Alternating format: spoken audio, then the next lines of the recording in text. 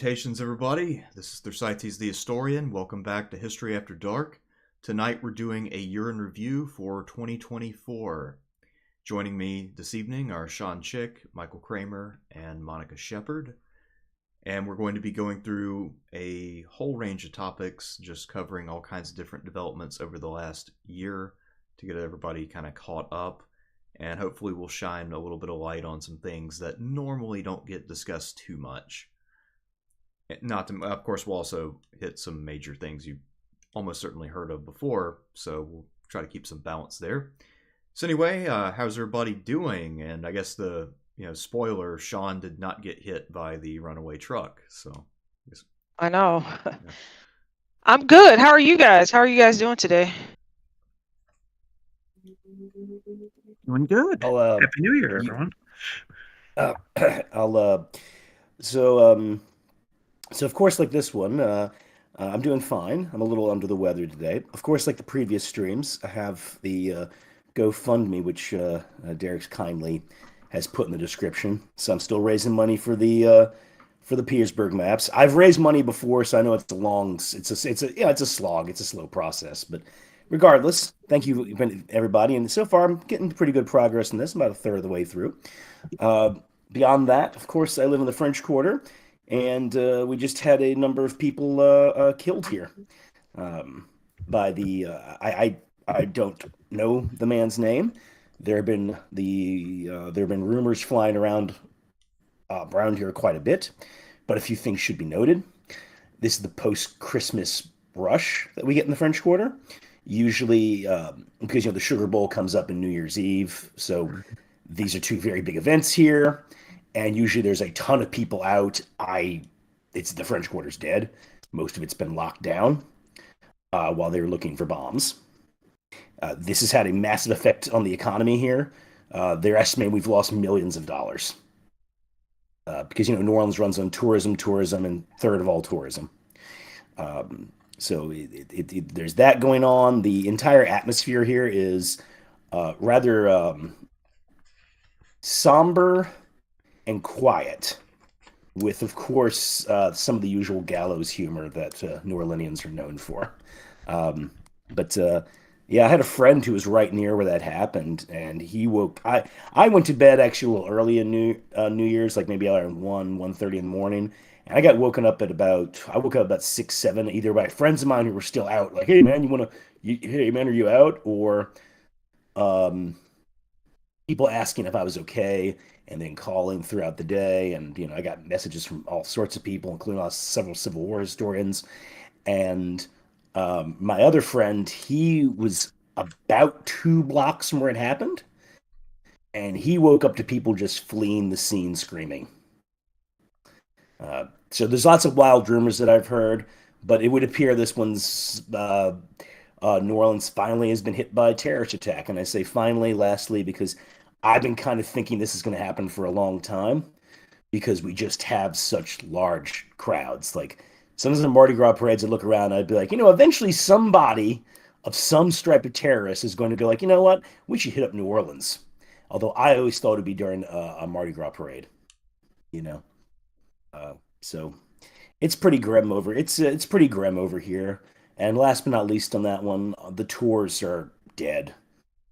Like I have no the tour companies I'm working for, they're getting no new reservations at all. All the cancellations are coming in.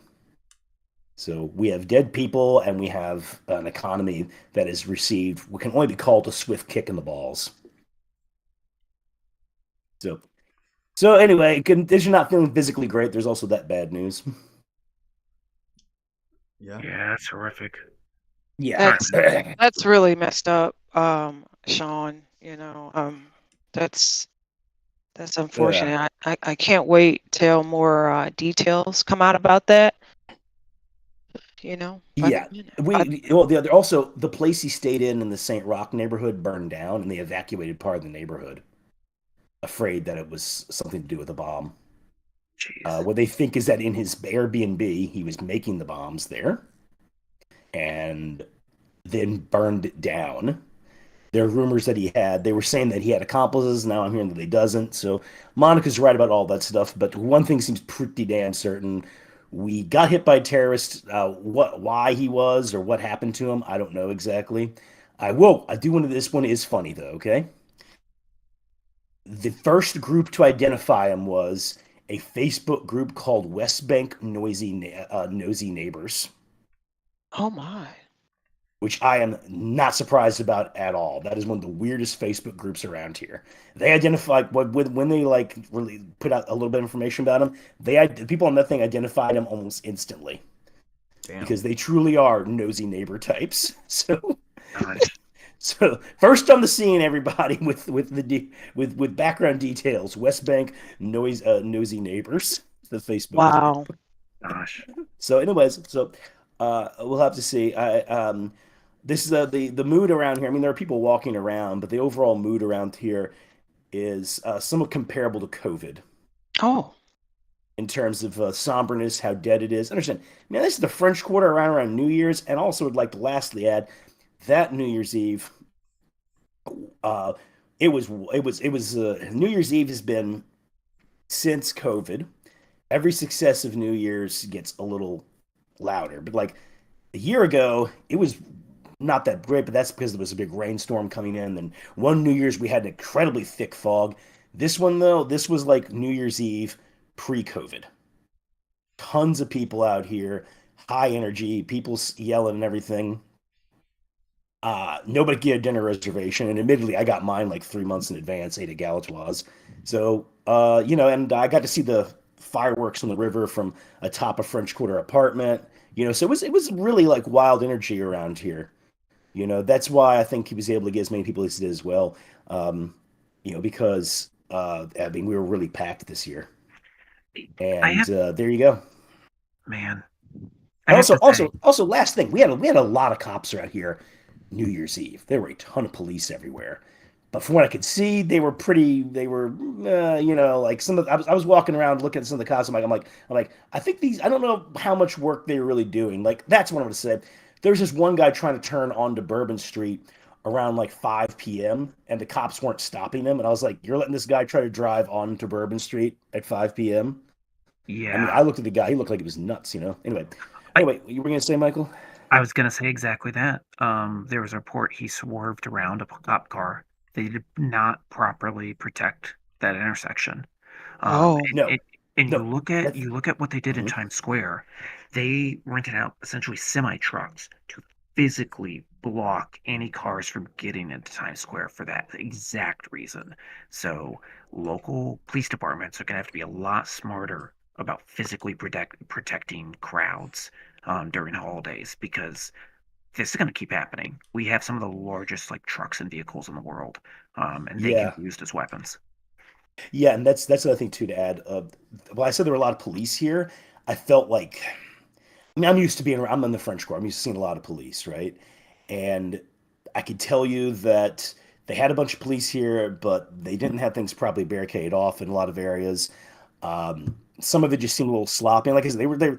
That one guy was trying to take a left onto Bourbon Street, like driving, and I'm like, "You're not stopping this guy. This guy's obviously a moron. Like, if you take a left onto Bourbon Street at 5 p.m. New Year's Eve, you are dumb. You are making a dumb decision." And those cops there didn't say like, "Hey, buddy, don't take a left here," and they didn't barricade that block of Bourbon Street should have been barricaded long before that. I mean, we're flooded with people. So there are a lot of cops here, but things just weren't properly done, you Yeah. know. And I mean, you know. So, anyways, so there was that. I was kind of. I guess I'm saying I was witnessing that. And I'd like to say, wait, that's the thing I also want to say. I'm used to Mardi Gras where things are better barricaded off around that time of year. And I just wasn't. It's just that there was a mood of complacency in the air. Just simple as that. Cops cops too busy like checking out attractive women, walking down Bourbon Street than anything else. So, anyways, all right, guys. So that's all I got for you. Thank you for everybody with the long intro. But this will be one of these big days in New Orleans history that people will be talking about years later around here, decades later maybe. I guess Yeah, so. it will be. Yeah. And like I said, this is the mood around here is COVID Katrina grim, at least where I'm Oh, at. Oh my. Yeah, definitely. Yeah, it Anyways, makes sense. all right, guys, I'm done. Thank you all for listening. Yeah, I guess. No, it's good. No, that's Yeah, fine. I mean, yeah. I guess we had our live report from the French Quarter. Yeah. Wait, you should pull up. Hey, for the thing, can you pull up Kermit the Frog from? Remember? Because originally Kermit the Frog was from Louisiana, but they shifted him to Mississippi. That's where Jim Henson's from. So now Kermit the Frog's missing. But originally, when I was a kid, he was from Louisiana. And remember that thing where he would go on Sesame Street, and he'd be like, "This is Kermit the Frog here, reporting live from the swamp." So, if you will, put up Kermit as the reporter, please. All Reporter right. Kermit. I'm not familiar with that, but I'll see if I You can gotta, find oh it. no, type it in, man. Yeah, Kermit reporter. He would be like, "I'm here talking to three little pigs. What's going on?" You know? Oh, with the trench coat. Okay, I kind of Yeah. looks Yep. familiar now.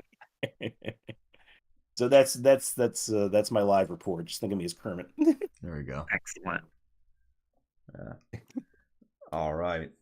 Well, I guess that is either a very ominous way for a year to end, or a even more ominous way for a year to begin. oh, I know. I'm not sure which would be is the scarier thought, honestly. But I was thinking that. Um, oh, the one you just put up. That's. I guess that was a newer one. The older one, he had kind of like a plaid outfit almost on, like a trench coat, maybe like a plaid hat. But anyways, uh, I'll say that I wasn't too surprised because it was a charged atmosphere, and especially the first three blocks of Bourbon, actually, which is where it happened. Those first three blocks is usually where bad things happen in the French Quarter, because most of the French Quarter is quiet actually. And people are like, "Is it dangerous over here?" I'm like, "No, there's way more dangerous areas in New Orleans." But those first three blocks of Bourbon, that's where things go on. Yeah, there you go. Oh, look, man, he's interviewing the Ghostbusters sign, huh? he's interviewing the hearse. Yeah, It's pretty that's good. that is a truly killer car though. I bought a Hot Wheels for that car. Where I think it might be a Matchbox. It's a killer car. But anyway, all right, guys, I'm good. Thank you all. All right. Well, I guess we do have a lot of different things to cover. Yeah, we do. We have quite a. Do you guys have any New Year's resolutions? I forgot to ask you that. Are you? Nah, I'm So not. Nah, I'm Yeah, good. I don't either. No, I don't. I don't do New Year's resolutions either. I was so just wondering. so I do, and I'm just gonna suggest instead of doing a full year resolution, do a season resolution. It's a lot easier because you do Hmm. something for 3 months and then you switch to new things. So for winter 2025, my New Year's resolution is to get back into reading fiction. Okay, nice. Yeah. So Any particular author? no, not really. Just more generally. Okay. So grad school kind of destroyed my ability to read and trying to pick it back up. Oh, I Nah. completely understand. Yeah, I feel that. Michael, it's funny you say that. I've been really bad about reading fiction, and back when I first met you in Kentucky, I read a fiction book a month, or Wow. maybe sometimes two books, because but no, I purposely had a night where I'd play a video game for a few hours, watch a movie or two, uh, just like and read a book and not think about history, not read any history books, because I Yeah. purposely was like, I don't want this to rot my brain. Right. Right. So, Huh. it was usually Wednesday night was the night where I did not. Yeah, it was after Formasano's class was over.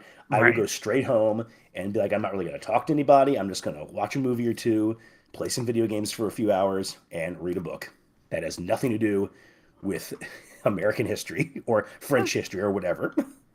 It's a good practice.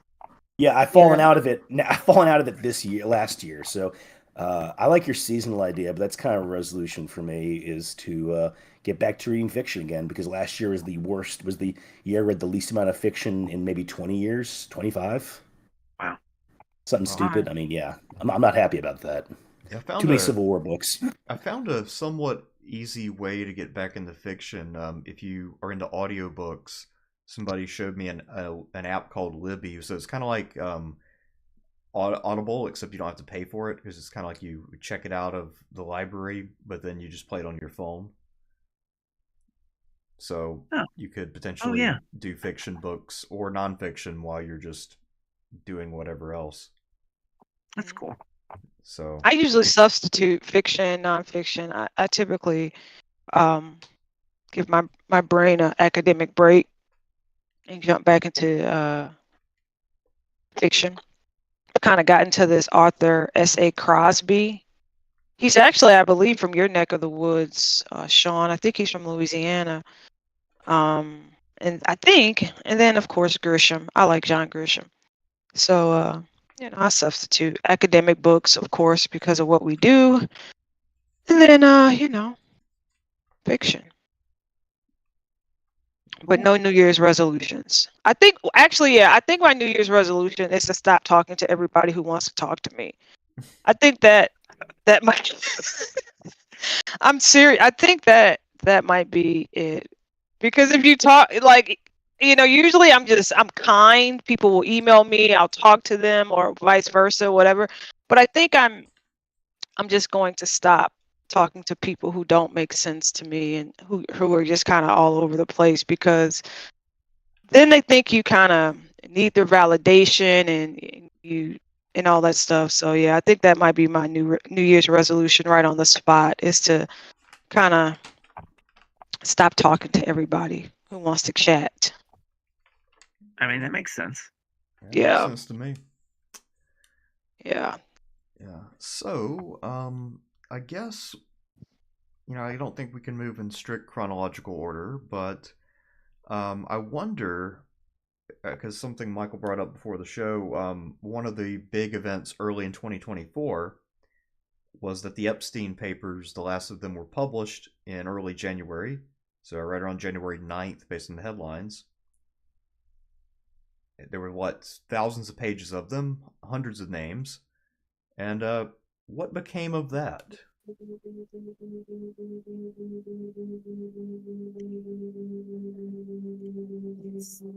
Really not a lot from, kind of what we saw. You would think people who are caught up in such a scandal would be declared persona non grata in society, but frankly, that wasn't the case. And I think it continues a trend in society, at least in the United States, of elite non-accountability for the most part, until the end of the year, and we can get to the healthcare CEO assassination, Right. because that's a different thing. But although, I mean, in a way, I mean, the fact that it came to that is just another sign of elite non-accountability. Yeah, I mean, I don't know. I was kind of shocked that this did not destroy the careers of people who were mentioned in these papers and these documents, right? Yeah. Yep. Statutory R word. Yeah. I'm not surprised, but I'm a garden variety cynic over here. Well, I mean, look. I mean, I like to say, hey man, nobody got in trouble for the Iraq War and or the 2008 crash, and my brother's take on that was that the wealthy just said, "All right, we can now do everything we want everyone to do." I miss the days of like the Stuart dynasty when political failure sometimes just led to your execution. Yeah.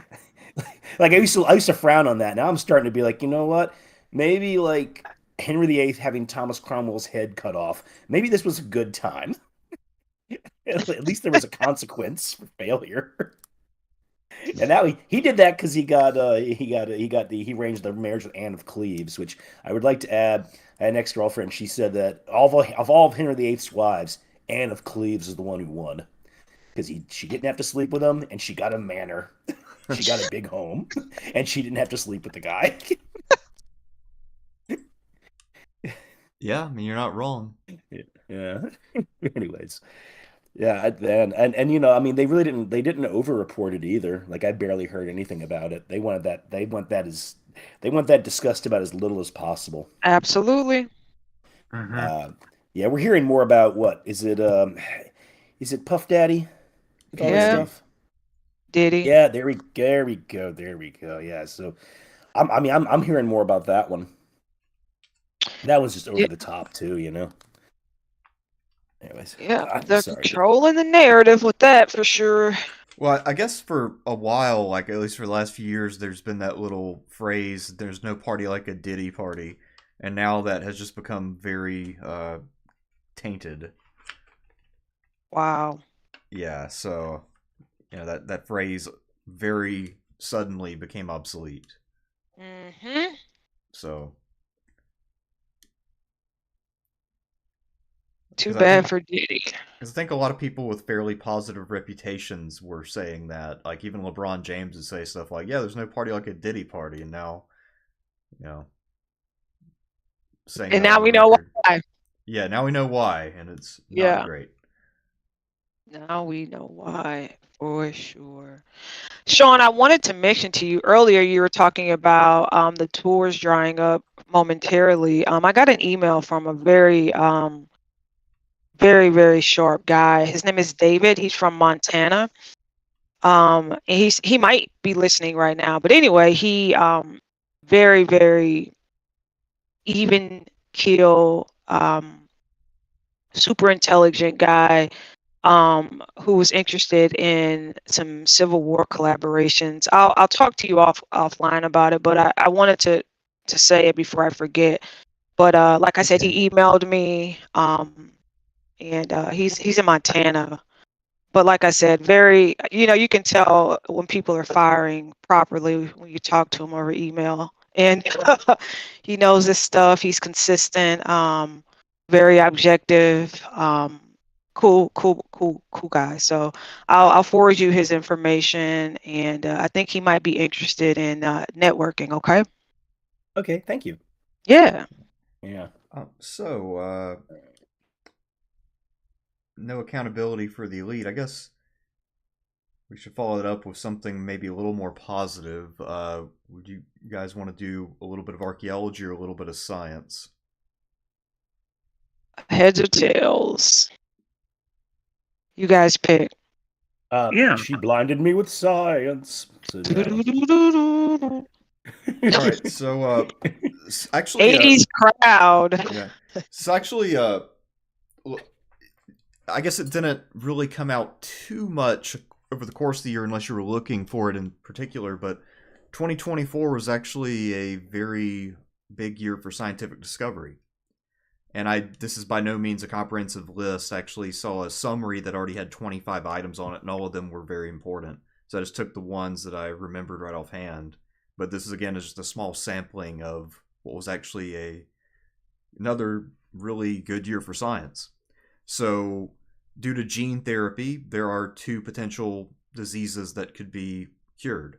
One is type 1 diabetes, and that would involve, I think, going in the fat cells and reprogramming them in some way. Now that we kind of know how cells work a lot better, so I think they've actually done this with one person, and it worked. So type 1 diabetes, of course, is a very serious disease, uh, and it can now be cured. Now, how long will it take for this to filter down to the streets? I don't know, but certainly it is a viable concept. The other one is really interesting, though.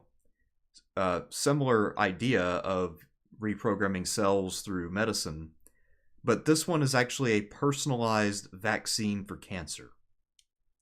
Oh, wow. And what this does is it targets specific kinds of cancer and reprograms your cells based on your personal needs. And I'm not sure how far they've gotten with this. Usually, when they start announcing these things, they're fairly far into trials, I would guess. But apparently, this would be a kind of vaccine that could serve both as prevention and a cure, because it would cause your cells to then fight against the cancer cells. Hmm. So I like that idea. yeah, it's a pretty wild kind of like sci-fi sounding medicine. It sounds like something in Star Trek almost. So it's pretty cool. Another thing that we've discovered, this one is in the animal kingdom. So marmoset monkeys, when they're communicating with each other, as people have studied the sounds they make, they actually have designated names for each other. So they use names. That's very cool. Huh. So and now they're studying other monkeys to see if they do the same thing. We already know that dolphins and elephants have names for each other. So Wow. humans are far from the only species where we assign names to individuals. So Oh my. yeah, so it's pretty crazy. All right. Way to go, science. So the James Webb Space Telescope has Yeah. been in full swing. I think all of 2024. One thing you might have heard of is that based on how much stuff it saw, the universe is probably at least twice as big and therefore twice as old as we realized. Wow. So That's a big one. Also, the one about animal intelligence really interests me because as a kid, I just remember people being like, animals are dumb. And, so much science in the last 30 years has pointed just to know animals are far smarter than we thought before, which I'll kind of instinctively thought, like sharks can remember people, for instance. right. Or I mean, hell, Yeah. my corgi, who now resides with my ex, he learned how to respond to commands written on just a blank piece of paper. Like he would see the word sit and he'd be able to read it and then sit. So I Yeah. mean, like basically, I think most other mammals have a lot of the same basic abilities that we have, just maybe not quite as Yeah. developed, but very similar. Yeah, and I think that's another, I think it's also one of the things that led to things like killer whales in captivity was they didn't think they were as smart as we have found out over the years, Unless you watch the movie Orca from like 1978 where the killer whale blows up the oil refinery. That killer whale's a genius. Yeah, no, that killer whale's like Echo the dolphin. Yeah. So there's that. Then also in this sphere of space, because of I think James Webb or some other method, I'm not a scientist, but the TRAPPIST-1 system is one of the most intriguing exoplanet systems, and it's far from the only one, but it's relatively close, and pretty much all the planets are Earth size. I think 2 of them are in the habitable zone where they might have liquid water on the surface. Well, the big controversy was always that we never knew if red dwarfs, which are the most common type of star, it's like 3/4 of all stars, we didn't know if they could have planets with atmospheres because when they form, it's very violent. And usually planets have to circle close to a red dwarf to be habitable because they're not as big or bright. Well, they've figured out that the TRAPPIST-1 planets seem to all have, at least, or most of them have atmospheres. So we haven't really got the composition yet, but they've found trace signs that all the planets, or most of the planets, probably have atmospheres. So that is actually a massive discovery in terms of making it more likely that we'd find life. Very cool. So it increases the odds dramatically. Yeah. I mean, this is just a complete random opinion, but I actually think we are going to find alien life probably within our lifetimes. But it's not going to be. It's going to be bacteria. But like, there are too many possible good conditions out there for other life forms to exist on other planets and/or other moons, even in the solar system. Right. Our another discovery that could potentially find some life, what you're talking about, is we now know that Mars has underground ocean reservoirs. Yeah. So I think you got to go down about 10 miles, but you can find water on Mars. I'm hoping there was a probe sent to Europa that actually my uncle worked on that will get there, I think, in the next decade. And they're going to drill into those ice cores and drill and hopefully be able to find some evidence of, I mean, I don't know, maybe even find evidence of life and the sort of under the oceans, under the ice of Europa. Yeah, that'd be amazing. Oh yeah.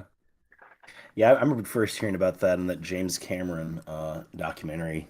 That I did was some just going years to say back. that. Yeah, I was just going to mention that James Cameron doc, and I was about to pick on you, Sean, and say, "Where are you? You better Yeah. say something before you get accused of being inferior."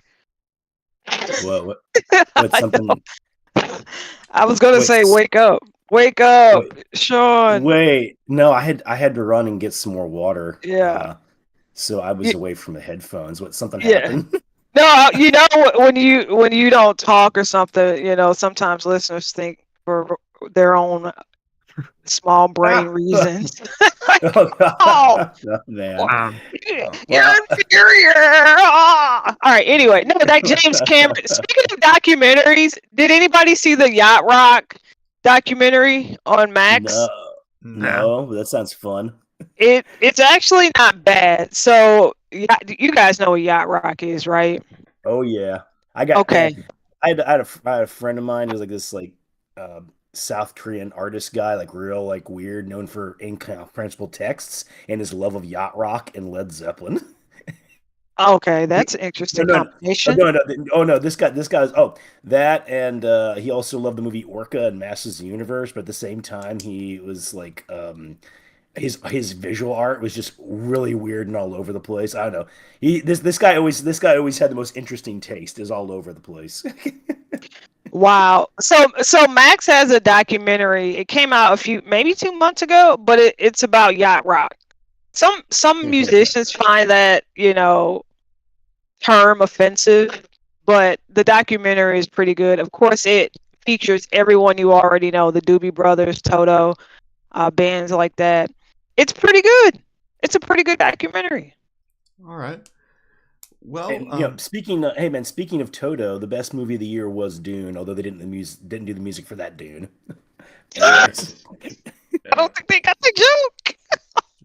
Yeah, man. No, Toto. I got the Toto Dune soundtrack on vinyl. It's great. I love it. It's amazing. Toto, yeah, they were the rhythm section for a lot of musicians and bands that people don't even know. Everyone from Michael Jackson to some of the pop artists, like Michael McDonald. Yeah. Yeah. Oh, cool. I didn't know. I know. One time I was kind of like tired at the bar, and they're like, "We know to wake up Sean." They just started playing Africa,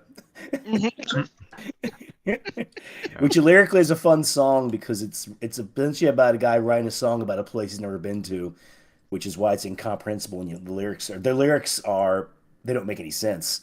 Kilimanjaro does not rise above the Serengeti. Right. Yeah, it's not even close to it, but yeah. Yeah. Anyways. Yeah, so 2 more scientific discoveries, really kind of very related though. So, rechargeable batteries, you can use them a certain number of times and they're, done. Well, they're figuring out that there's a way to restore them. There's something you can replace inside of them and just keep using them indefinitely. So, in the near future, there might be sort of batteries you can buy and keep reusing over and over and over. So that'll be, of course, very useful for cars and for household appliances, whatever runs on batteries. So good news, ladies. And another thing is that the Chinese are developing calcium-powered batteries, which, of course, would then be way cheaper and easier to get than lithium-powered batteries. So... Wow. Yeah, so battery technology is advancing very rapidly. And apparently there's like a cultural backlash against batteries, which is fucking weird, but it's at a really dumb time given that batteries are getting vastly more powerful, cheap, efficient, etc. Well, no, it's the fact that on your phone I can't take the thing out to put a new battery in. Like I think it's part of the right to repair, in essence. I think that's a big reason people are upset about batteries. Yeah. Because I'd love to. Because I was able to keep the same. Android phone, Samsung, for years because I would just buy batteries and put them in there. They don't want that. It's all planned obsolescence. I think that's a big part of it, man. Right to repair. Could be. I think a part of it is just fear mongering about battery powered cars for whatever reason. Because I've the people I know who watch Fox News, so my relatives, they have a huge hate boner for battery-powered cars, and I don't understand it. I guess in the end, I don't think it's going to amount to anything simply because the technology is too good and it's getting too cheap. Electric cars are just more fun to drive often. than gas cars. They have better acceleration. They're smoother. They're easier as long as you have some place to plug it in. And I wanted to add to your thing on batteries here. So this was, yeah, I mean, the renewable energy sort of revolution, I mean, is really kicking off in a big way. So there's a report that the entire state of California ran on 100% renewables for 98 days straight. Yep. Wow. And yeah, so the specifics on it was a study published in the journal Renewable Energy, and it said it exceeded 100% of the demand of the state's main grid for a record 98 of 116 days from late winter to early summer 2024. And that, let's see, solar output is up 31%, wind power is up 8%, batteries, on your point, are up a staggering 105%. Batteries supplied up to 12% of nighttime demand by storing and redistributing excess solar energy. So, I mean, I really do think sort of the renewable energy revolution is here. Solar and wind are some of the cheapest forms of energy in the country now. And it's kind of an inevitability. It's going to start replacing all other forms of energy, simply just due to the cost. Yeah, absolutely. I think we'll probably see some pushback against that. I mean, the Trump administration has already promised to fight against renewable energy, pretty much. Yep. He gave a speech on that one. Well, best of luck to them. It's already in Texas. Was it he was trying to forbid the construction of more charging stations for battery cars? That is correct. Which is mental. I mean, I don't understand the deliberate obstructionism of what amounts to a choice of technology that people can use. But anyway, I guess fucking battery powered cars are the new abortion. I guess that's where we're at as a culture. I don't know. But anyway, Trump, it's a touchy subject. You know this, right? Anything about Donald Trump is a very touchy subject because people enjoy his politics. Have you heard the new potential idea with immigrants? Like the immigrants who work for the tech companies, of course. Like getting a PhD in the United States, if you're an immigrant, you're automatically a citizen. Have you guys read those proposals? No. No, I haven't. All right. So anyway, you guys will get around to it, but it's some very interesting proposals for immigrants because immigrants basically are the backbone of our tech companies. And the majority of them work for Elon Musk. That's why, for example, when Twitter changed owners, many of them couldn't leave. If you're on an HB1 visa, you need to be employed by your company because that particular company, that's the institution that you're working for. So that is what your visa is over. For those of us who work in academia, it's very similar to being in school. Our students who are on a school visa, very similar. Same category, different obligations. But yeah, so anyway, we're about to see some red tape with that, I guess, in about 2 or 3 weeks. Yeah, immigrants are the backbone of the tech company, guys. It's interesting how we'll handle that. Yeah, well, I guess we'll see. When we do the 2025 year in review, we'll see how that plays out. Yeah. But yeah, so I guess that was all I had for science, really. I mean, like I said, there's all kinds of other shit that happened, but I'm not a science expert. But if you're interested in science, I definitely recommend playing catch up on that because there's a whole lot of cool stuff that has been happening. Yeah, we did have some really good. We had some Alzheimer, some invention. What was it? Did you guys see the category about Alzheimer's disease and catching that at an earlier stage. I thought you were going to say something about it. That's why I didn't Oh, mention no, it. I No, no, didn't no. read about that. Oh, okay. Yeah. I mean, I was going to I let you guys talk. This isn't, Yeah, I didn't know the about that. I mean, Monica show. I mean, I know they've Oh, been this doing isn't my show. a lot of research on that disease in general, but I don't know any specifics of progress they've made. Yeah, they're just basically they scan the brain, and they were able to detect it a little earlier.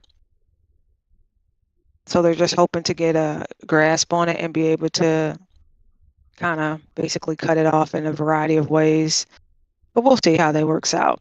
Yeah, also, I did remember one other thing I heard about was along the lines of being able to really repair cells and use cells to heal each other by changing That's right.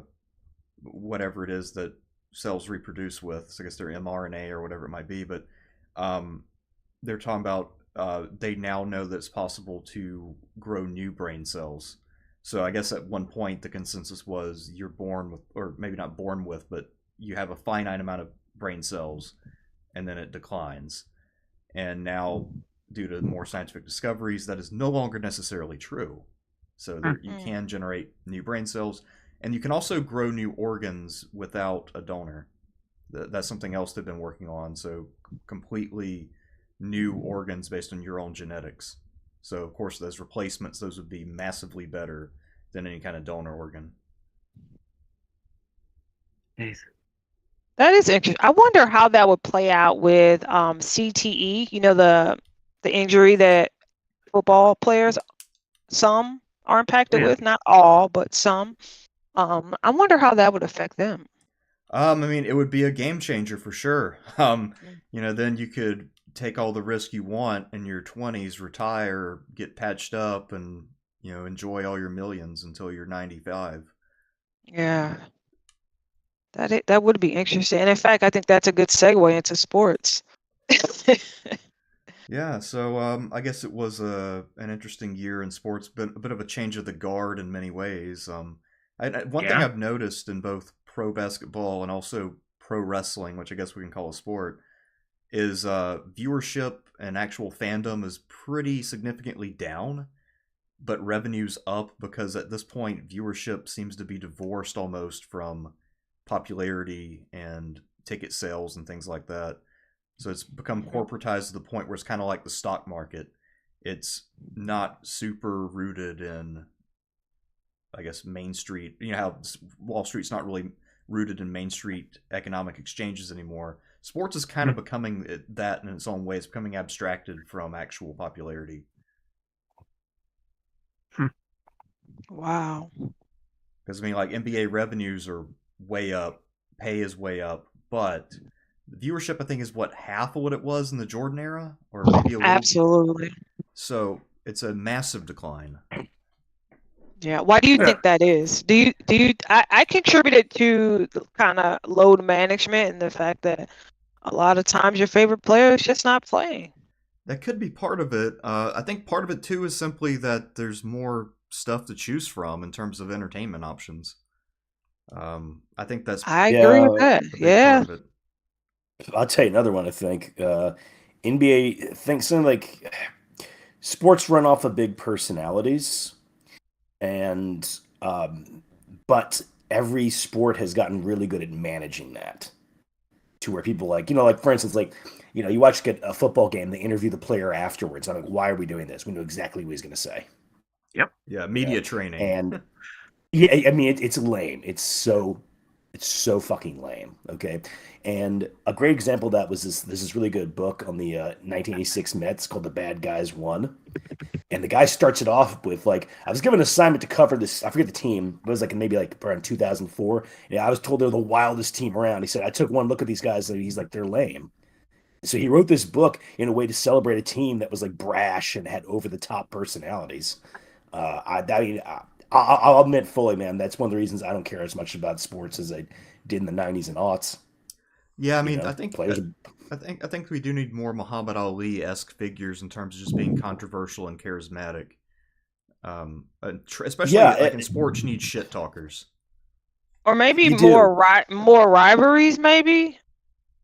Yeah, Yeah. and and when I say big personalities, it doesn't necessarily. I mean, if everybody's like Muhammad Ali, that sounds really obnoxious. All right, you need Right. like A people. variety. So you need a variety, and you need a lot of big personalities, and also when they're doing an interview, like everything is so scripted, right? So, for instance, I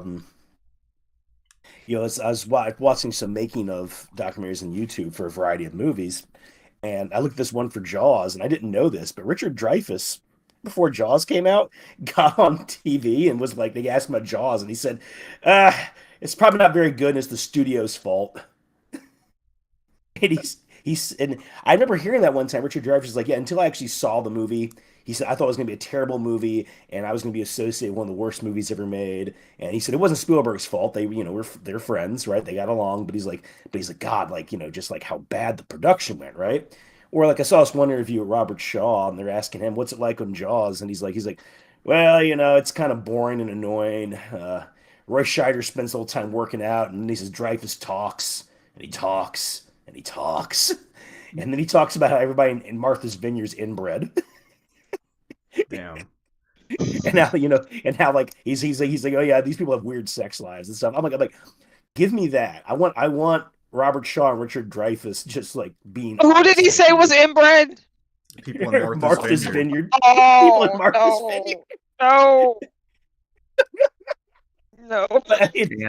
This is Robert Shaw. Every day he's drunk, or like, oh god, like watching old clips on the Dick Cavett show in the 1970s, which I love. Dick Cavett was so good. Um, I mean, God, like, yeah, there was one of them. Now this wasn't quite so fun, but like, like Peter Falk, Ben Gazzara, and John Cassavetes went on the show completely drunk, completely. Like you could smell the booze when they walk in. And I'm like, this is something we're lacking right now. We just, you do have big personalities out there and other stuff. I think actually might be one of the draws of YouTube is you still get honesty and big personalities. Yeah. Whereas as opposed to Drew Brees for the New Orleans Saints saying the same damn thing every time. I Well, mean, we got to play better defense, and we have to want it more. We got to come out and set the tone. Man, I haven't done it in a while, but I had a comedy routine for this. Like every question, I'd be like, "Hey guys, ask me sports questions. I can just give you the answers right now." Do I you? mean, it got so bad I would mute the TV or something when they would get him on there. That's why I remember when Richard Sherman, which I forget if he was a cornerback or a safety, so the Yeah, Seahawks beat the Seahawks. 49ers in the NFC Championship game, and he comes up and he goes like, he's just yelling about Crabtree, and some people were like, "I can't believe he did that," and I was like, "Hell yeah, he did! I love this guy." He's something happened to you. He's like, "That's why you talk shit to me." LOB. Yeah. Wow. Boom. Yeah, that's what people want. You want personalized different types, and you don't want the scripted stuff. Maybe And then people, athletes, are still so worried about their brand. These yeah, days they're worried about their brand and saying the wrong thing and losing money, and it's just yeah, it's yeah, a different but time. yeah, no, I mean that's the thing is like I'm like, but your brand is boring. I You agree. know? Yeah, Yeah, yeah, your brand is dull, man. I mean, yeah. I I want think, Rodman. Oh yes. All right, but I man. mean, when we talk, Like I want Larry Bird who just goes to the court and looks at the guy and says, "Hey, nothing personal, but I'm having a bad day. I'm about to kick your ass." You know? I, I think we can kind of relate though the lack of people being super scripted in their interviews with a lot of the stars are very old, right? Like, Mm, you A little know, bit. I mean, I mean, I'm not But saying. I mean, admittedly, LeBron James has a lot of personality. Actually, Messi kind of doesn't. He's been playing soccer down here in Miami, mm-hmm, um, and he doesn't do a whole lot of interviews whatsoever. I mean, people go watch him, but he's not making stories. Um, mm. yeah, and so I mean, you kind of look at soccer, basketball, and I mean, I know this is more obscure, but tennis. Rafael Nadal just retired. Messi's Mm-hmm. on his way out soon. LeBron James is on his way out soon. Like it really is a kind of changing of the guard on in a lot of Absolutely. these different sports. yeah. Yeah. No, I knew Nadal was on his way out. yeah, I guess I within a I couple knew that was years, I happening. won't be able to say that there are people who are my age who are, you know, top tier athletes. Yeah. So Oh, I think yeah, I yeah. think it'll take time for like new stars. I mean, not just new stars, new superstars to emerge. Yeah, it's just that it's not just. And I mean, of course, you have people playing at a high caliber, you know.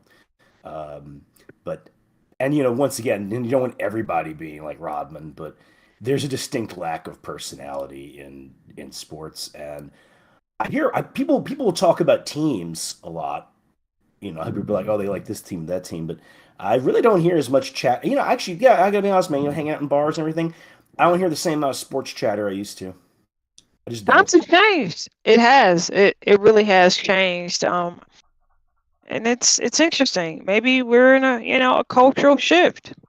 Well, yeah, I mean these things go like kind of yeah, definitely these things go in and out. And I mean, if you look at the history of baseball, Mm. baseball in the early 20th century, I mean they're gambling in the stands, or you get people who are drunk, and then you have the big thing with the that happened with the Chicago White Sox. There's an effort to clean up baseball, you Mm-hmm. know. And so these things do move in waves. So there will be this whole like clean cut thing that we're talking about, or where they're more controlled. There will be a rejection of this eventually. Nothing goes on forever, right? So, Yeah. anyways, You so mentioned something very interesting, Sean, the wave of baseball. Like yeah, it did kind of go up and down, and then in '98, you had the Sosa McGuire competition with the home run race, oh which yeah, drew in a lot more fans into base. Like that's a quite interesting situation. So I wonder what will happen And the with steroids. basketball. yeah. No, the Sosa thing that got tainted though when they found when they with the with the steroid stuff. And I'm Mm, trying to remember who it was. There was another guy who was actually in the home run race as well, but he was the one not doing roids, so he dropped off. And I hate that I'm forgetting his name right now. Great player, mm, but and then you had the one where it was like Mets and Yankees. People mm-hmm. just thought that was amusing, you know. But yeah, just goes up and down, you know. Um, anyway, so we Well, I got think sports and that's why science. that's why basketball's trying to restructure the All-Star game and have this new Hmm. play in and everything. I really don't think it's going to work, but that's an opinion. You know Okay. what they say. That's an opinion. That's just like your opinion, man. Yeah, I don't think it's going to work. I think we're just at a different time. You have this new NIL situation going on with the college athletes. Hmm. The coach at Miami, the men's basketball coach, has stepped down, and he said why he stepped down. He was pretty overt and blunt about the fact that too many players are leaving for NIL deals. He's an older coach. It's something he's never experienced in his life before. His press conference was pretty aggressive. He said, he has an 18-year-old kid freaking asking him for $1 million. He was pretty hot under the collar about it, and I think he's saying some things that a lot of coaches want to say, and in fact they say it behind closed doors, but they don't want to be ostracized for their comments. But yeah, the coach of Miami, he was really not okay about this situation, and he stepped down. I think it was like 14 years as a head coach. Wow. He's out. Can't take it anymore. It's out of control, according to him. Man. Keeping this all long because I don't want to. I'm sorry. Um, what do you guys want to dive into next? Um, so we talked a little about changing of the guard just a second ago. I think that's also a fairly appropriate way to talk about the political leadership class in this country, because it seems like a lot of the old guard 2024 was really their last hurrah. Hmm. Hmm. I mean, Yeah. obviously Biden's going to be leaving office in a couple weeks. Pelosi is done as the leader of the party. McConnell's done as the leader of his party. Jimmy Carter just died a few days ago. So I feel like we're at a turning point of sorts. Although, of course, at this point, Trump's in the same age demo as that group. But Yeah, he's 78. yeah, he's got a few years left to go in office, though. But I mean, yeah. So I think at least when it comes to the party leaders, the more mainstream type politicians, I mean that guard has held on as long as it possibly can, and I guess now as Yeah. we enter 2025, it is officially done. It's And it's been interesting too. Everybody you mentioned was major politicians in the 1980s. Mm-hmm. yeah You know, so I mean they've been around my entire lifetime. And I do vaguely remember there was a kind of feeling of this in the early 90s as boomers were taking over the leadership positions that World War II veterans used to hold, Mm-hmm. which of course led to an immediate coarsening of discourse because uh, one thing I subscribe to the theory that the World War II veterans, by virtue of going through the same war together, uh, they didn't how should I say a lot of the overheated partisan rhetoric doesn't become as big until the 1990s. Hmm. I mean, in fact, I remembered one of them, one Republican, the one that Newt Gingrich replaced. He was like, he's like, I hate your language. He's like, I've actually been in a war. I know what this is actually like, and you just sound like a bully. That's essentially what he told him. Wow. Or the fact that Bob Dole and Daniel Inyo, both Daniel Inyo, I never pronounce his last name. I'm sorry, in a way. but those two, anyway, thank you, Daniel. Anyway, I mean, they were covered in the same hospital together. Mm-hmm. Yeah. From horrible injuries, and they were both in the Italian campaign. So, things like that, or hell, Richard Nixon and John F. Kennedy weren't like friends, but when they would talk, they were like, we were in the South Pacific together. They might have even bumped into They didn't know each other then, but they might have even bumped into each other on accident, and not even known it. Hmm. You just didn't get that with boomers. but Like, anyway, yeah, I was getting that same vibe here as well. Like so- for the first time, I'm getting the vibe of like, okay, new people are definitely taking over. Yeah, Yeah. times are changing. Times Yeah, are there you definitely go. changing. Hey, the first person in my age bracket is going to be vice president. I mean, I look at JD Vance and I'm like, oh, well, fellow older millennial, huh? So, not to be God's not God to be save us from the older millennials. not to be Anyways, pedantic, but actually, Pelosi, Biden, and McConnell are all silent generation. Actually, oh yeah, Yeah. yeah. But no, I'm talking about, dude. I'm talking about like Gingrich and Bill Clinton. oh sure, yeah. You know? We're only talking like 2-3 years. I mean, they might as well be. I mean, That's the might as same well be age. president. Oh, do you know something fun about that, Michael? There's been a whole thing that shows that the luckiest age bracket to be born into in a lot of ways was 1935 to 1945. Yeah, sounds Uh, about right. because they how should I say they that later silent generation group got all the benefits of the generation before and after them. Yes. And when they went to the job market, they were going to the best job market ever. And Yeah. a lot of people in that age bracket had like exceptionally long and prosperous careers, like exceptionally so. Oh, by the way, we're born to one of the worst age brackets. Just throwing that out there, okay? Oh, I know. Yeah, no, I think I'm that's familiar. Yeah, we all know we're But anyways, yeah. I'll So be I'll you guys keep talking. I'll be right back, okay? all right, yeah. But I mean, speaking Are of you that, grading papers? Go. Speaking of that, go. yeah, I was just gonna say, like, when it comes to that, outgoing generation of leaders, I mean, I guess they're all about the same age as my grandparents, and Yes. I got to tell you, like, my grandparents are not really capable of running anything right now, and I don't really know why anybody in that age range would really want to try. So this transition should have happened at least 10 years ago. But Yeah. I think it just depends on. I think it depends on the person. I do, and I like, sadly, Mitch McConnell is not a good example. I don't know what's going on with him. I don't know if it's like an illness or he fell down, didn't he? And like bumped his head, and that's when like he was just kind of like out of it. But I do think it depends on the person. Politicians sometimes struggle, especially the silent generation. That is a tough one to be a politician. Because what is it? What are their parents were in the depression, and I mean, I just don't know as a politician if that's that's the age you want to be. But other areas, I think is fine, because I kind of rub shoulders with quite a few people who were born in that age bracket, and they're okay. But they're also, some are in academia and some are musicians, Well, and they're good. But politicians, that's a tough job.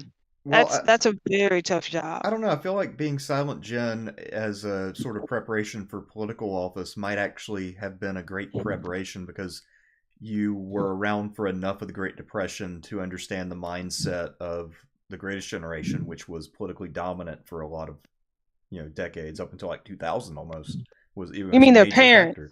So their parents are in some cases like Yeah. cousins because sometimes their parents would have actually been a generation earlier, a Right. lost generation. But and then you got the boomers, and you're young enough to relate to the boomers, but you understand also the boomers like having their asses kissed. So you know what both these groups want. These are two groups, above and below you, who are both very numerous, and you're positioned to understand both of them.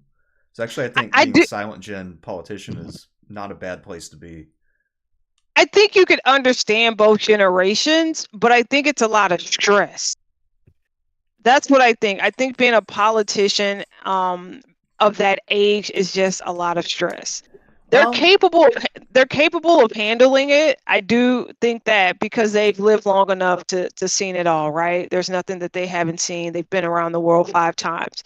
But I think I just see it as being a very stressful I actually job. have the opposite impression. I think that being Silent Gen would be way more low pressure than being Boomer or Greatest Gen, because Greatest Gen, they were called upon to fight the Nazis and then try to lead the country, and they, kind of botched the Cold War. And then the Boomers, they came in with the idea that they were going to fundamentally change the world and change everything. Silent Generation, I don't think they had those kind of grandiose expectations. Even as they get older, I don't think that so. Not I that I've think seen. I think as they get older, it's just a lot of stress to handle as a politician. I agree that they have the most experience. I agree with age comes experience. Those are the people you want to count on. Even today, I think Nancy Pelosi is sharp as a whip. That's not my critique. I think she's sharp. In fact, I think Biden, although he had some issues, I don't think he's a throwaway completely.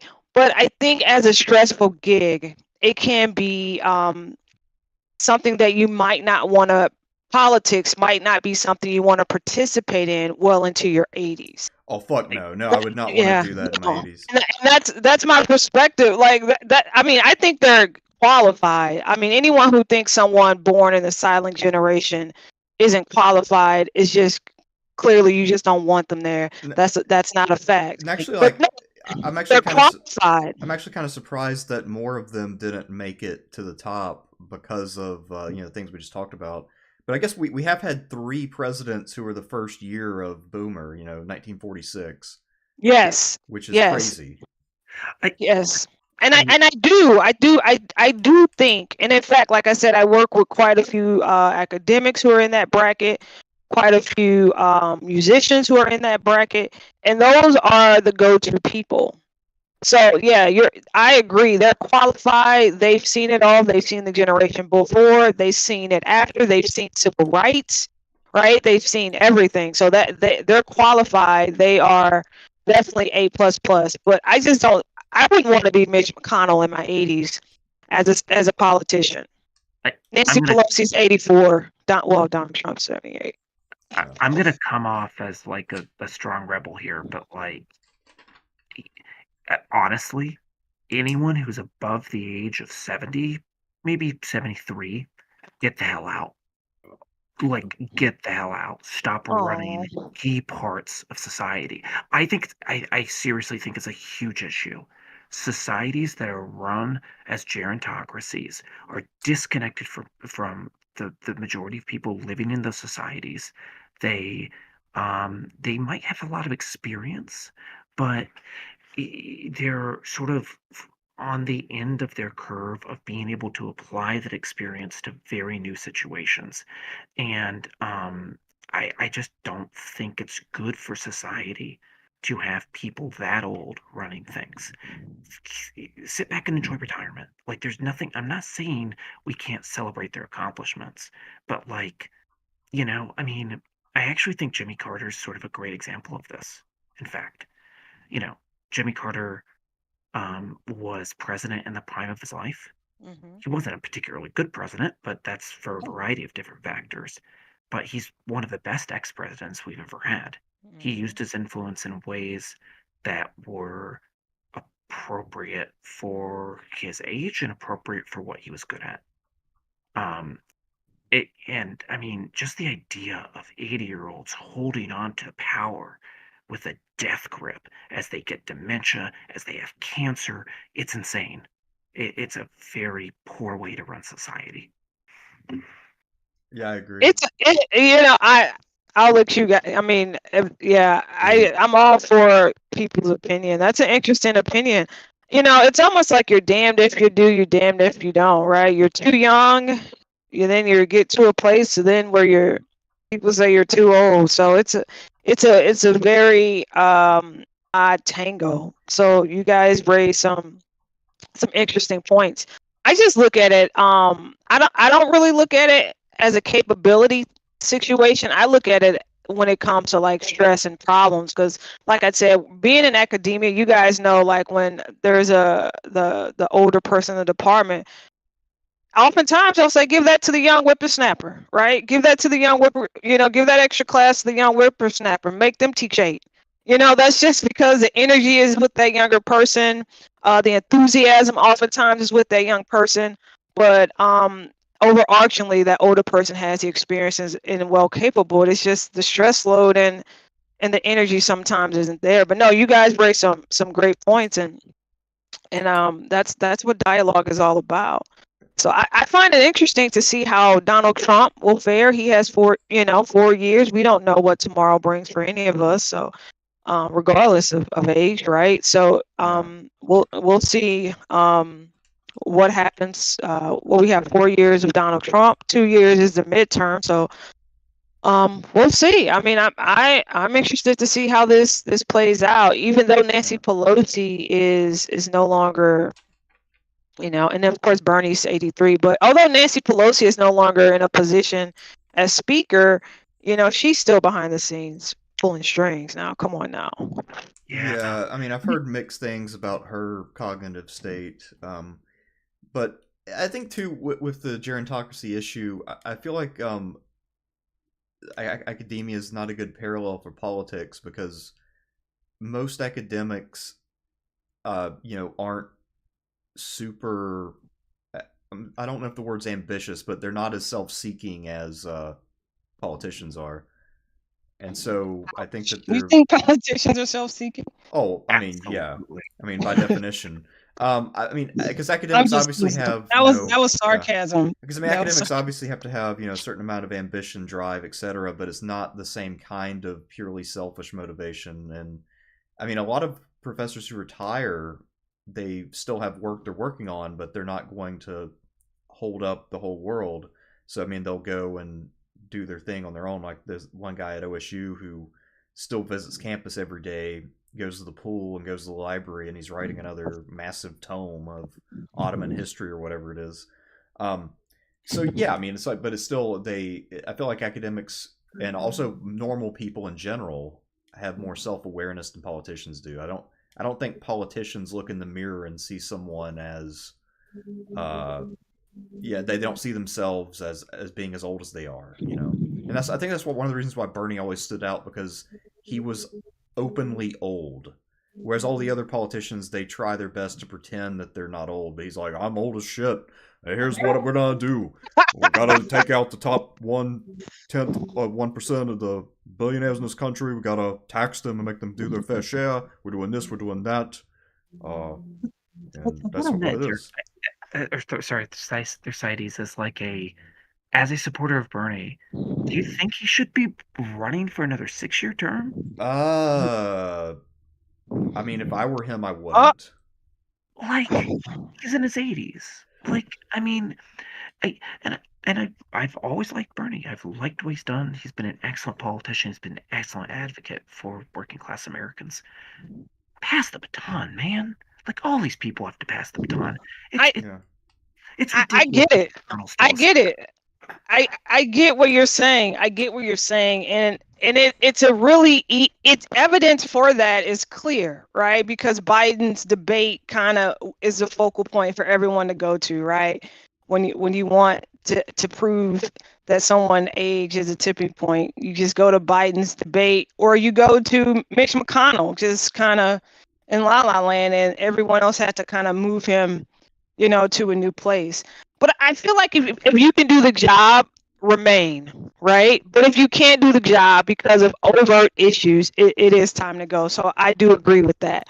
But if you could still do the job and you feel like you're healthy enough, I mean, and I don't know if Bernie has anyone running against him. That's your guy. Have you looked into I'm not any of familiar his enough with opponents? Vermont, so I don't know who. Because I think most of their politicians right now are pretty old. I mean, Pat Leahy is not much younger than Bernie. He's the other Mm-hmm. senator. So I don't know who all is up there right now. But I mean, presumably there's got to be somebody who's worked with Bernie over the years who could be a successor. I don't know who that would be though. But I anyway, do think that would be a good idea. One while of we're on the topic of fossils, Oh no, you guys want to do some archaeology? that's messed up, man. Yeah. That is do it. messed up. Do it. All right. Are you back, Sean? Are you grading papers, Sean? Sean doesn't have any papers. I know that was a Yeah. joke. Oh, That was a joke. he's grading his tour groups. Yeah. Uh, Are you not able to compete, Sean? Is that it? No, he's Oh grading no, his. no, I'm here. My microphone was off. oh, okay. Yeah, because the first thing I want to talk Uh, about archaeologically was something that I well, think you'll like. well, let me say one thing about Sanders right fast, okay? Yeah. I want him to just keep going, because I mean, like, I don't take any. The U.S. government is not going to fix us or fix itself. It's all done. It's doomed. The thing with Sanders is that he is the last old school materialist leftist, and I just want him to just do his rear guard action. He's the last of the old. So I would prefer him to keep going just for that reason, for symbolic purposes. Hey, You know, why do you think the government's doomed, Sean? I'm just curious. because we're an empire now, and we're in the same cycle that other empires have been in. The money goes out, the core Yep. rots, the Yep. politicians are a completely captured force. I mean, look, once Buckley versus Vallejo happened, almost instantaneously they start serving rich people. And I in a way I don't blame them. The incentive structure is set up for them to act the way that they do. Yep. So I just add the the effort that Trump is going to Trump essentially is here as a reform candidate, much like Obama. And much like Obama, I don't really think. I mean, there might be some tweaks here, but you're not going to get something drastic. It's an atrophied system. It's only American arrogance that ever says that we are not going to have the fate of other countries. No, we're no different. I mean, we are different, but we are not. I don't know. Yeah, but America's always had this city on the hill thing. Everything has a happy ending, popcorn, fireworks. Anyway, I'm just here to pull up the popcorn at this point. But yeah, that's why. Sorry, that's why. In brief, I don't want to belabor the point. Yeah, no, I'm aware, but I That just makes thought it sense. just needed to be vocalized. Yeah, thank you. But anyways, you all want to do fossils? Yeah, so starting in the Pacific Ocean.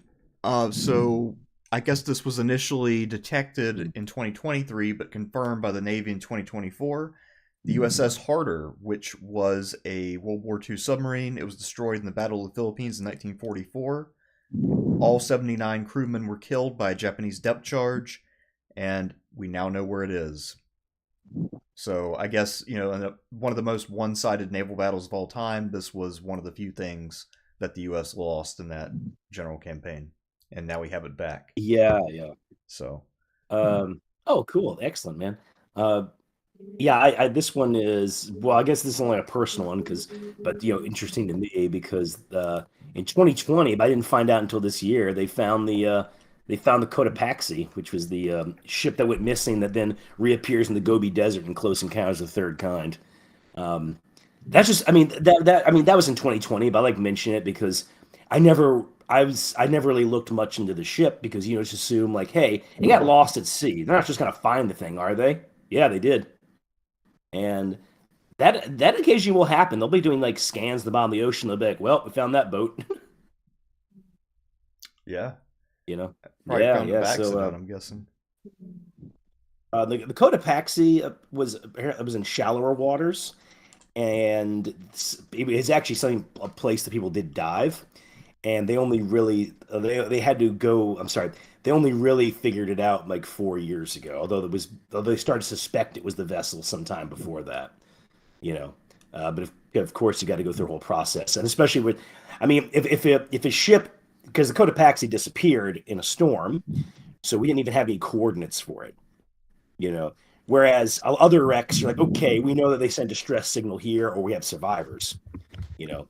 In the case of Cotopaxi, there weren't no survivors; everybody died, except in Close Encounters when they all come off the alien spacecraft at the end. Um, you know, but cool, man. Did they find the other Pacific War wrecks, or is that the main one? That's the only one I was able to locate for 2024 finds. I mean, there might have been others though. Who knows? But I yeah. did know in 2023 they did finally go down to the Akagi. The Japanese carrier lost at Midway because they discovered it, and I want to say it was 2019. Yeah, they discovered in 2019, but then they had weather problems and one of the cables broke, so they had to leave.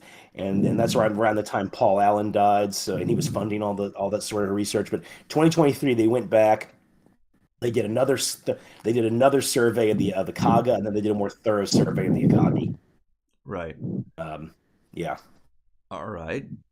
So So yeah, I mean, hopefully we there's get more. still. Hopefully we do get some more though, and we got to find Soryu and Hiryu. And I'd love it if they would find Shokaku and Taiho from Battle of the Philippine Sea. Although that one's highly unlikely at this point, I think. Anyways, all right. Yeah, that would be good, especially because I know some of those wrecks are, deteriorating now. So hopefully, people who are into that, like James Cameron, get on it. Um, Well, I'll say this one: the very bottom of the Pacific Ocean, because it's so damn deep. The condition of all these wrecks is, I mean, the condition. I mean, they got blown up, right? So they're in bad shape for that reason. But like the USS Indianapolis, they could still read writings on the boat. And when they found, I want to say it was Lexington, one of the airplanes nearby still had the Japanese flags on the aircraft, signifying how many he shot down. damn, They that's can pretty still Wow. cool. see them. Yeah, no. So bottom of the Pacific Ocean, um, and the images a lot of times are crystal clear. Um, so a lot of this, that's unlike Titanic, but Titanic is near an underwater current of roughly 3 to 4 knots. And warships are built to take a pounding. Titanic was not. It's a riveted hull too. So the Titanic is one that's tyranny. And also everybody's visiting it. And they always land on the damn thing too. So um, I the latest stuff shows that Titanic will not start to really rapidly deteriorate from their 30, 40 years. Okay. You know. All right, But I yeah, I thought it mean, was a lot for instance, the worse than that. crow's it's not good. I mean, the crow's nest is gone, for instance. The captain's bathtub is gone. A bunch of things they found that Robert Ballard notably took photos of in the 1980s are gone.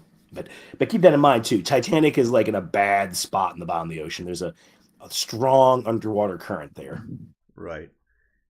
that you just don't get with, say, when Ballard found Yorktown. Yorktown was in like immaculate condition. Nice. All right. Well, I guess I don't have too many more at sea, but there have been a number from the period I study that things have been found.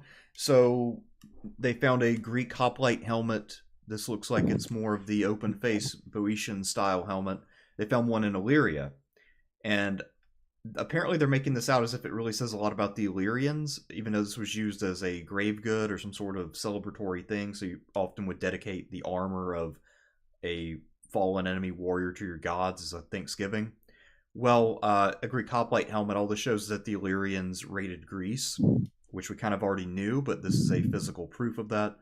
So it's a little goofy that they're acting like this really tells us a whole lot about Illyrian culture. We already knew that they raided and they were a warrior culture, so not really a big discovery, but it's surprisingly the first time we found a Greek hoplite helmet in what is now Albania or Bosnia. So I guess that's kind of cool in and of itself. And that's something that's probably way cooler, though, is at Herculaneum, one of the two towns destroyed by Mount Vesuvius in 79, they have found, like the sort of calcified remnants of an old scroll, so an old manuscript. And for a long time, everybody assumed it was completely destroyed and useless because the whole thing was covered in, I guess, pyroclastic flow. Well, the thing is, because it was sort of frozen in a way, they actually have been able to read it. So just like how people were, they were transformed into a different substance, but their form was preserved, their outside was preserved. Same thing's true of the text. And so using, I think, X-rays or some other kind of technology, we're now able to read this scroll that was found. And it turns out that it's a whole account of Plato's last days. So it's all about how he died, where he was buried, and supposedly on his deathbed there was a Thracian slave girl playing a flute, and Plato used his last breath to just complain about how much she sucked. And yeah, and then he was buried specifically in the garden. So before we only heard that he was buried in his his school he built, the academy, but now we know he's buried specifically in the garden. So there's a lot of details that have come out of this, but they're still trying to get deeper into this because you can't flip the pages because of the whole thing kind of being like a frozen lump, or not frozen, but you know what I mean. So they're trying to penetrate deeper into it to read more of it. But yeah, this is how we're finding new texts now, is either looking at old ones that were written over and seeing what was there originally, or looking at things that were destroyed by volcanoes. So technology for rediscovering the ancient past has been one of the major tools of discovery, really for like the last 40 years, but especially in the last decade. Like crazy amounts of shit have been found this way. Then I guess we'll stay in Europe for now. So along the Bay of Naples, just down the road from Herculaneum, is Misenum, which is also in what the Romans called the Cup. This is like their big vacation area, and it was also the home of their fleet for the Western Mediterranean. So during the eruption of Vesuvius, the commanding admiral was Pliny the Elder, the guy who wrote the Natural History, and he sailed out with his ships to do a rescue mission, died on the mission.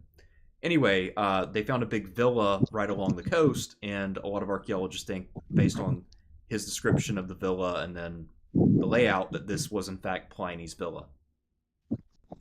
So this is the place where the great natural philosopher lived and then set on his last mission. His nephew lived there, and he apparently did not want to go look at Vesuvius up close because he had to do his Latin homework, according to his account. So this is where Pliny the Younger did his Latin homework, and then later he famously went out and became a governor in Bithynia and had to put a number of Christians to death. So this is a home where two very significant Romans lived, and also it was effectively, for a time, the headquarters of the Roman fleet. So it's a pretty cool find, assuming that it actually is the right house. Very neat. And last but not least, all the way over in the Amazon, in Ecuador, or I guess that's not the Amazon, but you know what I meant, in the jungle of Ecuador, they have now found a series of mounds dating back to about 500 BCE. And there are about 6,000 of them that were detected with LIDAR, which is a kind of radar that goes into the ground. And so we now know there was a whole urban network in the jungles of Ecuador about the same time the Mayans were at one of the high points of their civilization, if not a little bit earlier, if I'm remembering Mayan chronology right. So, yeah. So that's a pretty big discovery, and I'm sure that as this gets looked at more and more, this will very much reshape our understanding of what the New World was like. So this is actually probably the most significant of all these finds, but it will take a long time to really process this and actually go into all these sites and see what was there. That's very neat. So that is my archaeological summary for 2024, and I'm sure there's other shit I missed too, because just giving that's you a great. taste of it. And I'll just say I'm not actually that surprised by those findings in Ecuador, because there was a book released just a couple of years ago called The Indigenous Paleolithic, and there are parts in Brazil and the Amazon that have been inhabited probably for at least 20 to 30,000 years. So it makes a lot of sense that you would start to see pretty substantial man-made structures there. Yeah, absolutely. And one thing I only discovered recently, and I don't know how I didn't know this, but the mounds, like the ones built in North America, were built all over the Americas in general. Oh, yeah. And so, yeah, mound building was very much a feature of almost all of the Native American cultures. Yep, I'm happy you guys mentioned that. I grew up next to mounds. Yep, we used to sled down them, but now they're all uppity and fences are put up all around them. But yeah, back in the day, we used to sled down those mounds. They're open for the picking, so they are. They're all over the place. Yeah. No, they're all over this area up in Ohio for sure. And Actually, really quickly on that news, another piece of news for 2024 was the Hopo mounds in Chillicothe were declared a UNESCO Heritage Site, World Heritage Site, which is a huge. Oh, nice. hell yeah. So, yeah. So if any of the listeners right now live in the Ohio River Valley region or around the Mississippi River, go out and see some of these mounds. Go to some of these sites. They are the oldest man-made structures in North America, and they're not treated as they're not talked about as much in terms of as ancient history of North America as much as they should be, frankly. I mean, in Rome, this stuff is like venerated, right? It's sort of a curiosity in North America, and it's time it's not treated like that anymore. Yeah, I think a lot of it has to do with the loss of all the texts that would have explained so much about those cultures. Yeah, but we Also know a worth lot. checking out also check out the mounds in Shiloh National Battlefield. Has some really old ones too. Oh, that's cool. Oh, really? I guess we didn't see Yeah, those when we were there. Oh yeah, we drove. Yeah, no, we drove by them. We drove by them. Should Oh, be noted that one of the mounds, I think one of the Union regiments buried their dead in there or something. I want to say maybe 45th Illinois or something.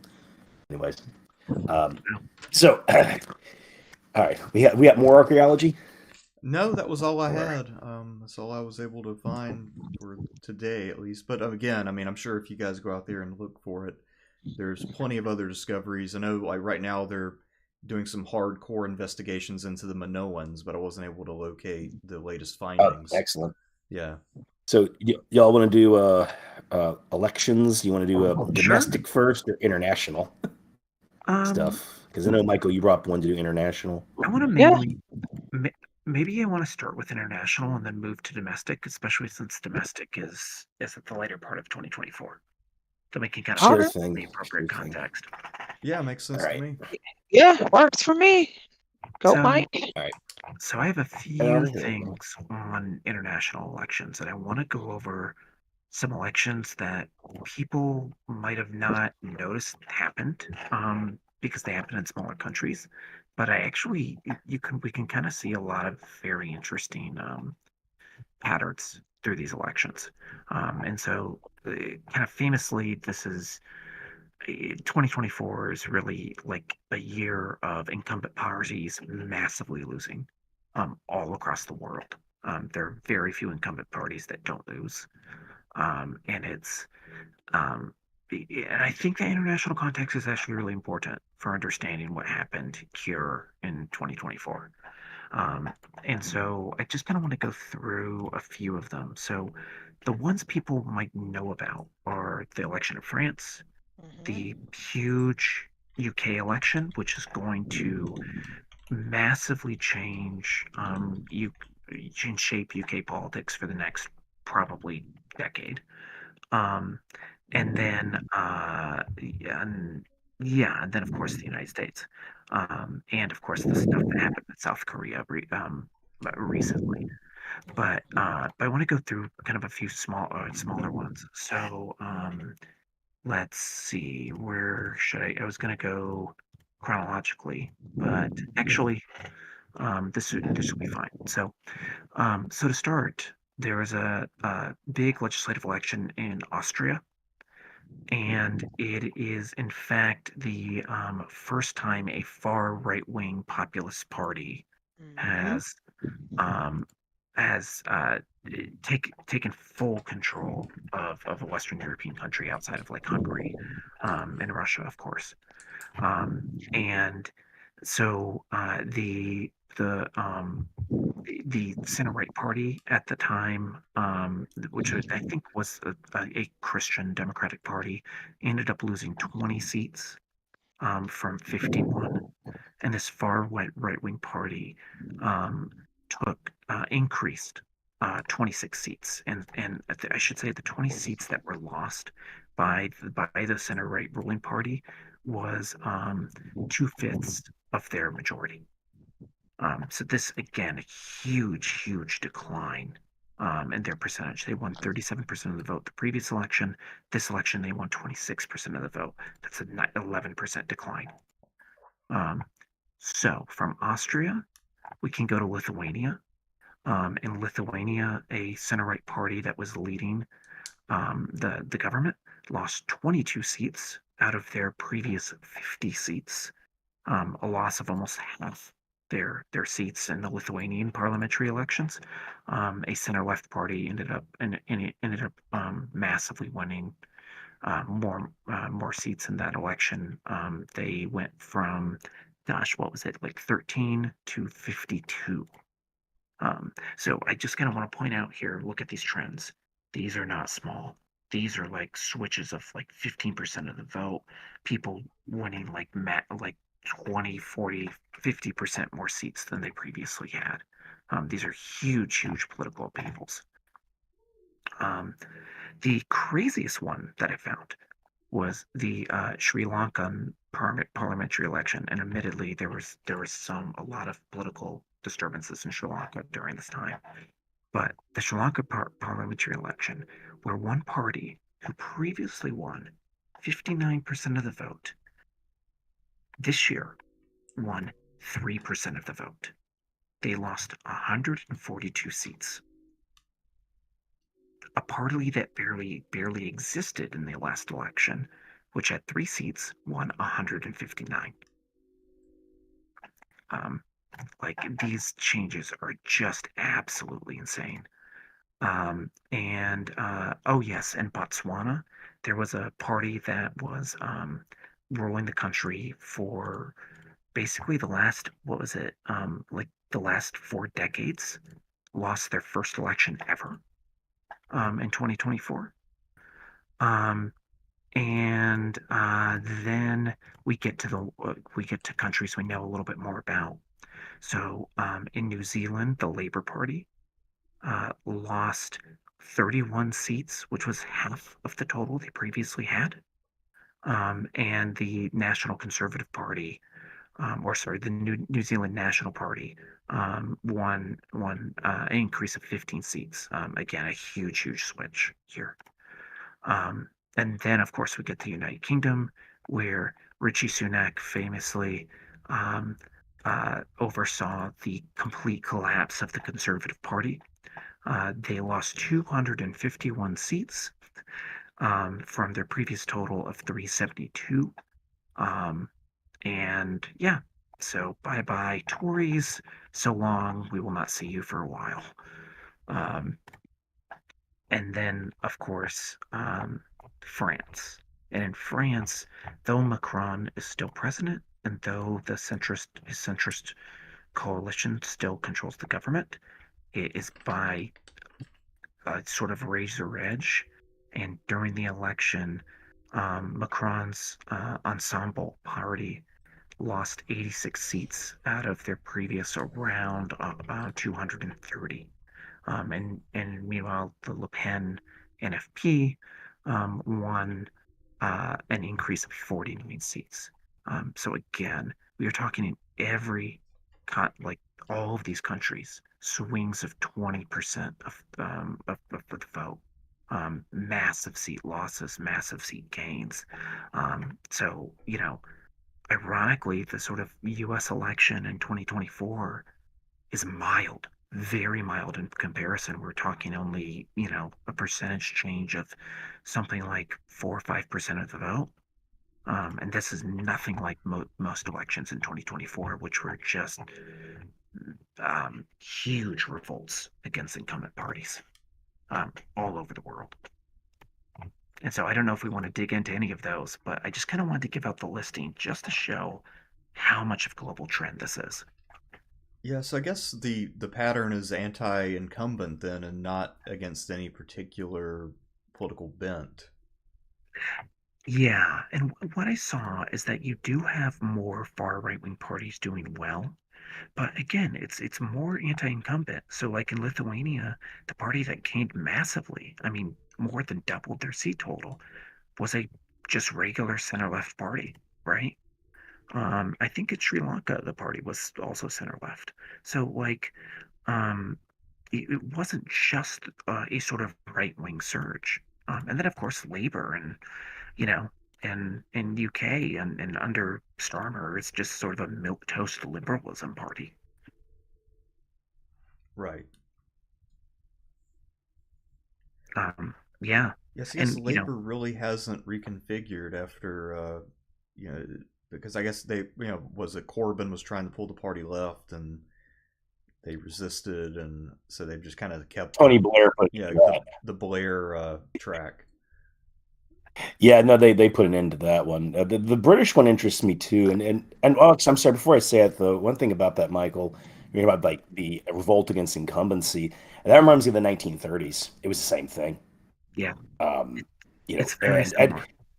And I'd also I'd had I remember this I read this article I forgot I'm sorry I forget the name of the article. It was a short article by a libertarian, but a smart one.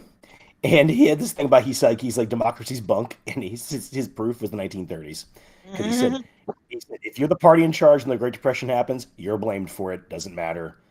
That was his general thesis, and I guess because so many of these countries, I'm not talking about Sri Lanka necessarily or anything, but like so many of these countries have been run by center right or center left parties that uh, the people on the right seem to have gained more traction generally. But like you said, that it's more anti-incumbency than anything else.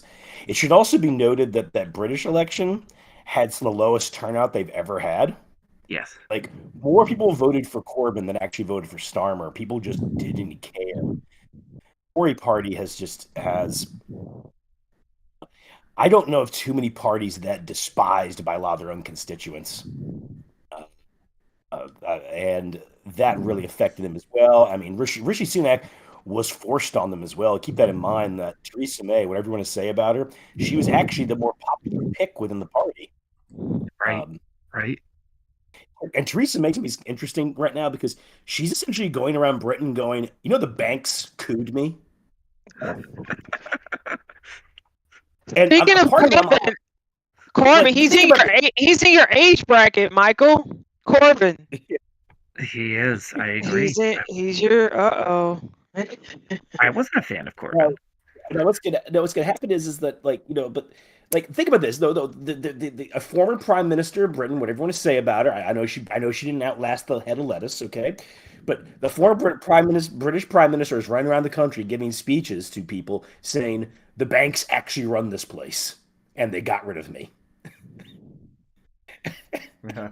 I mean, I just saw her say that. I'm like, wow, you're reaching like that's peak levels there. Yeah, it kind of almost reminded me of like when Trump was like, look, I bought some of these people on stage before when he was doing Republican debates. Right. But the other one too is that Starmer, one of the things that's really interesting to me is that he doesn't have a mandate. His popularity is cratered, but man, like he just says screw this. I'm doing what I want to do.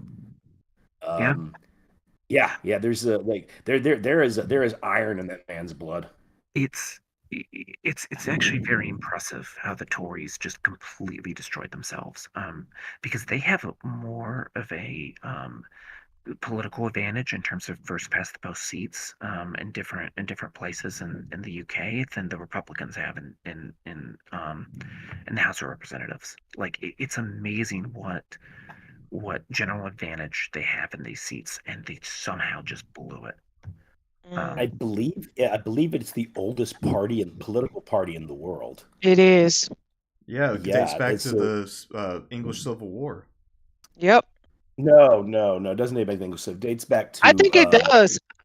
after Queen Anne. No, it doesn't date back to the English Civil War. There are no true political parties in the English Civil War. I mean, I after think it it, dates Charles back. II's Sure, time. Charles. Oh no, I know after James the First. I'm sorry, James the Second. Yeah. I think it dates back to the when the Pelhams were in charge in Britain. I want to say, but yeah, no, it dates back to like I mean, Frederick the Great's a teenager when they're created. I think you know, um, but yeah, no, yeah, it's the oldest party in the world. Yep. Uh, failure, catastrophic failure, and I think they're only going to continue to fail because they're still making unforced errors. yeah, Yeah. yeah, Yeah. I Uh, agree. Also, speaking of parties in Britain, I mean, whatever happened to the Liberal Democrats? Are they still a factor at all? Yes, they oh Boy. yeah, are. they gained seats last I heard. Yeah, let me pull it up just a second, guys. They're Um, just they're they're yeah, they're not as vocal. no. It's actually they gained tons of seats. Yep. Okay. It's huge. So Nick Clegg might be making a big comeback then. Yeah, well, so they're under Ed Davey, and they gained 64 seats in this past election, so they're up to Oh 12%, wow.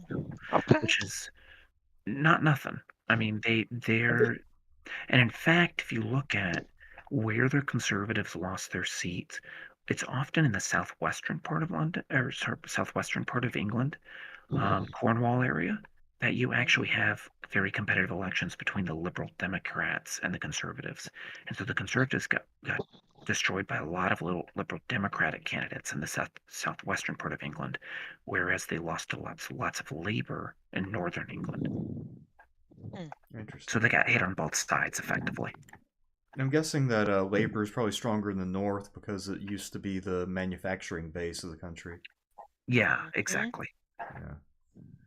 Um. So what exactly do the Liberal Democrats stand for at this juncture? So for a while, the Liberal Democrats were the most pro EU party, and there was that sort of brief moment where the Corbyn and the Tories were anti-EU, and the Liberal Dems were the pro-EU party. And so after Brexit, that sort of changes the politics a little bit. I don't know too much about their actual political platform this election, but historically, they're like a free trade, you know, um, liberal party. They're kind of like the Obama Democrats, frankly. Okay. Yeah, because I know that the other parties have been trying to shift around to find their identity. So I guess the Liberal Dems haven't really changed much since the 2000s. Then. Yeah, from what I've seen so far, yeah. Yeah, so here we go. We got a quote. Ed Davey, the current leader, was asked how the party stance on rejoining the EU. He said, "We are not a rejoin party, but we are a very pro-European party." So they're Um, taking the very soft stance on the issue then. yeah, Very Obama stance. and the interesting thing is, many liberal Democrats at the time were angry about that and said, "No, we do need to recommit to join the European Union." So, yeah, so they're still keeping that stance for the most part. Yep. So that's probably why they've never won anything. It's just because they won't commit to a firm stance. I mean, they've always been sort of in the center between the labor and the conservatives. And the other aspect is sometimes it's not position related, right? You know, like the United States, the UK is first past the post, and Yeah. that's very hard for any Yep. third party to break through. True. It is. Well, that's interesting. I mean, yeah, hopefully we'll see what happens, I guess, in the future in Britain. But speaking of Yeah. France, so Macron's hanging on. Is Le Yes. Pen still the primary threat to his hold, or is there an alternative? No, I mean it's pretty much the far right. That's the primary threat. There's been sort of some new leadership that have emerged beyond Le Pen in the NFP. And some of them have been younger and fairly popular, actually. And I'm trying to remember the person's name. I'm going to pull it up in a second. But there's a much younger guy who did a pretty good social media campaign for NFP. And in fact, if you look at a lot of the younger French people, they're actually moving towards the far right. So Marine Le Pen is a little bit on her way out, and I think this younger leadership is going to be really what is going to try to propel the far right to be a majority in France. But it's going to be hard because all the other parties are very much stacked against them. And this is one of those things about those elections. Despite the fact the far right gained a lot, um, the socialists and Macron's party did, for the most part, keep their agreement where they strategically ran specific candidates in specific parts of France to try to deny the far right a majority in parliament, and that agreement did hold, in fact, despite the fact that the socialists in France are very distrustful of Macron and really hate the guy. Right. Yeah, it, if I remember, Macron has been.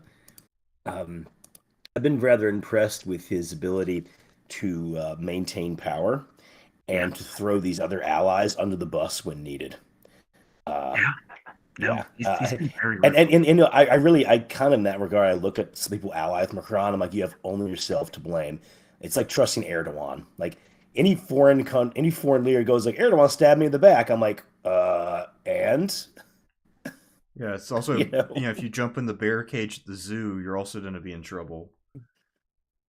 yeah, yeah, like, oh yeah, exactly, man. So it's um, some of these like some of these major countries just have have a lot of political turmoil, deadlock, and um, like for instance, in the case of Britain, I as bad as our political situation is, I think in some ways the British one is worse. If I were a Tory voter, for instance, I would feel betrayed by that party severely. Mm. Yep. You know, Mm. and or like let's say I was in the Labor Party, how would I feel after watching Tony Blair and his allies essentially oust Corbyn, everybody?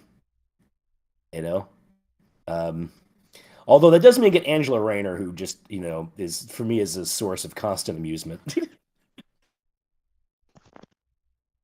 Anyways, Yeah, yeah. Then so no, so there we have it. Any other notes on the international elections? Anybody's I opinions? mean, I You mean, want to touch on Mexico, Michael? oh yeah, that's true. Mm. Yeah, you did Yeah, have okay, Claudio good. Sheinbaum take over, become president of Mexico. And I mean, so Obrador was her protege in Mexico, and Obrador comes from the sort of old guard leftist Mexican politics that tended to be fairly corrupt, to be blunt. And she comes out of that system, but she's a little bit different from Obrador in that she is more associated with environmental policy. In fact, she really was, I think she was mayor of Mexico City, and actually led a project to try to solve Mexico City's very serious water issues and very serious drought issues, and did so fairly successfully. And in fact, as president, she's going to keep trying to um, prioritize sort of environmental issues as president of Mexico. And so she's kind of like a sort of sort of a green leftist. And so, it'll be very interesting with Trump as president. What do, Mexican U.S. relations look like here? But she has had a lot of firsts in terms of um, she's the first Jewish president of Mexico, which is interesting. I was not necessarily expecting that, and I believe she's the first woman president of Mexico. Mm-hmm. So, yeah, we'll see. I mean, it will be very interesting to see if she adopts all of Obrador's policies, or She has a PhD. yeah, or it sort of strikes out with her previous interests. But expect a lot more focus on environmentalism in Mexico. Yeah, that's kind of her general focus. Her PhD is in energy engineering, so kind of like you already touched on. I'm really interested to see how the relationship with the United States and Mexico work out. She's no nonsense, you know. So I'm interested to see kind of what happens with this. So as Sean said earlier, I'm just holding the popcorn at this point. But Monica, but popcorn. I mean, are we talking like, butter, no butter? Are you doing like a special thing, like like some people put Parmesan cheese on top of their popcorn? In fact, I used to get the Parmesan pepper popcorn is excellent. Okay, although wait, I got one piece of advice. You go to the movie theater, get the smallest bag of popcorn possible, and buy a box of snow caps. Pour them in there. It's amazing. Only way to fly. Interesting. No, I'm just butter. I'm just a simple woman, black coffee and butter popcorn. Nothing extra. I only drink black coffee as well. Me too. Same, man. Yeah, same. Team black coffee. Oh my god! Everyone on this panel does. Somebody Yeah. somebody said I would have called. I had friends like I'm gonna get a cup of coffee, and then she came over with cream. And she already put cream in there, and she just assumed. And I was like, no, I don't like this, man. I want it black. Yeah. I'm using coffee to wake up, man. No, That same. happened to me at Waffle House. I was drinking my coffee black, and the waitress looked at me like I had the plague. Some of you just don't understand quality, man. Now, see, the thing that always bothered me at both Kentucky and OSU was, you have a limited number of coffee shops and you have a bunch of students in line. And so every time I got in line, I have to wait on somebody getting like a triple distilled, double dipped, fat-free, soy, non-gluten, whatever the fuck latte. And then, I had to wait on that bullshit to be made. And then I just went up there and I'm like, yeah, just pour me some out of the fucking container and I'll go. That happens so often, and I would just sit there and listen to these people's orders. I'm like, Jesus fuck, man. Right. I'm 100% with you, man. Mm-hmm. Yep. So I did want to add one quick thing. When you look at all these elections and you look at what happened across the globe, we just cannot underestimate COVID and inflation. Both of those things pissed off a ton of people. I agree. Yeah. I would like to add that as a circumstantial thing. I have the thing about COVID is for a period of time nobody really wanted to talk about it, and within the last 6 months I've heard more people talking about it, and I've gotten from a lot of people who said I trusted, I guess what they would call the COVID narrative, for lack of a better term, who now are angry that they did. I've run into this with several people. Yeah. And so that should also be kept in mind as well. So it's not just the original people who were upset with aspects of how COVID was handled. No, there's converts. I've seen this in real time. Yeah. No, I think Yeah, that's right, yeah. man. I really think that's right. So when you say COVID narrative, can you spell that out a little bit? I said for lack of a better term, I guess what I mean is that the idea that we had to do lockdowns. The one they're really pissed about is the vaccines. Mm. There's a lot of anger about that, but I bet money on that one as soon as people would get the vaccine and get COVID anyway. I Right. could just see it in their faces. I was like, you look like you just lost a war, kind of look, It, you know. Yeah. So and so I'm hearing a lot, and that's another thing too. They got the polls right now that are showing they're now showing like a kind of vaccine backlash. Yeah. Did You know, did any of you guys have COVID? I mean, hasn't everyone at this point? No, Yeah. I know some people say they didn't have I had no, it. some people say they didn't have it. You know, those are Oh, those diehard people who oh, say I never. Some people feel they never had it, so I was just wondering I if had you it guys. once. Okay. Yeah, I had it once. I think in the fall of 2022, but I was over it pretty much in one day because I just like kind of went to bed early in the afternoon, and then the next day I was pretty much okay. man, Okay. lucky you. By the way, Monica, we're getting a lot of reverb from your mic right now. I don't know if there's any way to solve that. I can't Um, hear it. oh, Let me okay, check it out. yeah, no, that sounds good right there. But yeah, no, I mean, I'm very lucky, man, because I got it in April, actually of this year, and I was positive for 2.5 weeks. It was very annoying. Damn. Uh, yeah, it was very frustrating. Um, but the thing I've always been worried about is long COVID because if you get that, it can really screw you up, and odds are low, but still, it sucks when you get that. Well, I'm happy you made it through, Michael. Same. Yeah, but Right. the general growth of vaccine hesitancy or skepticism could be a problem going forward because this really empowers the kinds of people who don't want to vaccinate their kids.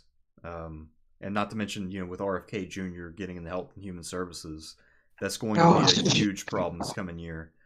Um, I mean, I have a feeling a lot of things that normally don't happen will be happening over the next few years, like measles outbreaks and other things that are usually prevented by vaccines. We're going to see small outbreaks of those. You know, oh no. I and hope. I think that's worth talking about, right? There is a rise in Mm-hmm. vaccine skepticism. I mean, John, I think you're right about that, and Mm-hmm. that is going to have an impact on our society. That's going to have an impact on public health, and you know, yeah, I agree with you guys. I think we're going to start seeing some, outbreaks in public schools of diseases that, for the most part, we've controlled really well up until now. Yeah. But some Um, people are skeptics and feel like COVID was a hoax. They never got it. So that's why I was curious. Like, did any of you have it? How do you feel about it? Because there are people out there who believe that it still didn't exist. They're there. They are yeah, there. well, I think that I think one of the other ones too is it was handled poorly on so many levels. Um, Yes. and yeah, the vaccines were oversold.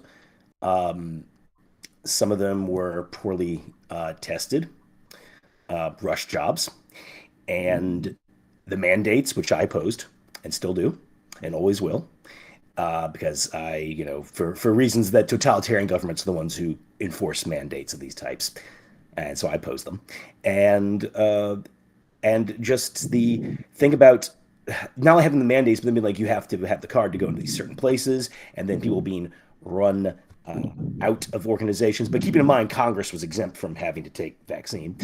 Yep. They screwed this thing up on so many levels. But I'm not surprised. In general, the West is defined by incompetence in the last 20, 30 years, roughly. Yeah. I miss the Cold War so much. I miss the. I'm more than ever. I'm convinced the Soviet Union kept us on our toes. I, Can we please bring back the Soviet Union? I mean, I I'm think not some. talking about Putin. I mean the Soviet Union. Okay, I Oh yeah, mean, all right. no. Some I people want, were seeking those cards when you went into places, Sean, and I was kind of freaked out about it. But some people weren't. I went to the Clipper game. I was in LA. We went to the Clipper game at Crypto, and like I had my vaccination card, but like several people I was with, family, they weren't Mhm. they didn't ask. Yeah. That's I mean, interesting because that was not the case in New Orleans. As much as we're known for being loosey goosey, not on that one. You yeah, it know, was. when it came to vaccination cards, they were strict. They were, I would say, overall, they were stricted ones. That said, if you crossed over to Jefferson Parish or St. Bernard Parish, of course they didn't care. You know, that's wild to hear, That Sean. It's is wild. like I I have the reverse sort of story. Like, people, I'm always skeptical of the talk of lockdowns. Like, I'm kind of like, in the US, what fucking lockdowns?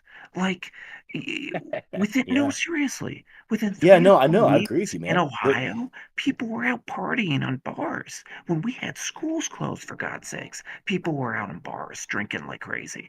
I Like, did Well, I did go to Vegas during COVID. I'm not saying people should have done that, but I did. I did oh, go to Vegas. I mean, well, and that that's fine, but I mean, like in 2020, I mean, like right when the pandemic's hitting, like there were no lockdowns. Like this, this, this sort of a lockdown imagination, I actually find to be very interesting. People, for the most part, in the United States, chose not to go out. Whereas, Mhm. you look at places like Italy, you look at places like Ireland, those were lockdowns, and those lasted India. months. Yep. Oh yeah, no, no. Well, of course, China also. I mean, God, this is really Yeah. drastic there. No, no, no, no. Yes, Michael. And the thing about New Orleans, I mean, anything involving COVID, also because of the nature of our government too, because and the size of the country becomes rather regional. So people were still walking around here, but there's almost nobody out, right? Yeah, sure. And I knew of one bar that was only open if you were friends with uh, the people who ran the bar. They pretty much told everybody, yeah, you can stop by, but they had to Right. keep the curtains down and everything, right? As far as the French Quarter went, every bar is closed. Except for one. I'm not giving out any names, but the reason it's open is because the guy who owns it is a former cop. So he's basically running a Wow. speakeasy. Oh, you don't open a speakeasy. The bar's open. Oh, so he just didn't even give a fuck. Yeah. But yeah, But I what happens noticed. is that when I say that, now when I say the bar's open, I don't mean like people were like going in there in large numbers. The reason it was open is because they do 24-hour food. They're actually like decent for bar food, and I was dating somebody who lived across the way. We just watched the cops hanging out in front, eating food, and allowing their people to go in as they chose. So people were getting workarounds on that, Yeah. and of course, so you're right. A true like what you're talking about is a lockdown did not occur, but at the same time, I don't know of too many places flouting it around here necessarily. At the same time, but once again, if you go like it's going to be varied from city to city. I can just say that for the card thing, that was overall strictly followed around here, at least in Orleans Parish.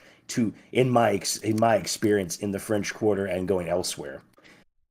That's That's Although also keeping in impressive. mind too, but also keeping in mind too, mostly in the French Quarter area. I mean, this area is so tourist focused as well.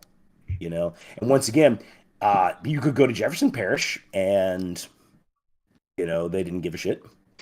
I also and that's also in Jefferson Parish saw the Jefferson Parish businesses, their bars, their restaurants see a big boost in business, so they are definitely not going to start carding people. Right. You're kind of like actually kind of like you're right. kind of like Jefferson Parish bars have gotten a boost in the last 10 years because of the smoking ban, because you can still smoke inside of a Jefferson Parish bar. Mm. Yeah. So You reminded me, Sean. That's right, because the jazz festival was canceled down there in New Orleans for the first time since it started. yeah, That's there's one right. there's one thing. You're Yes, dang it. I sorry, forgot about that.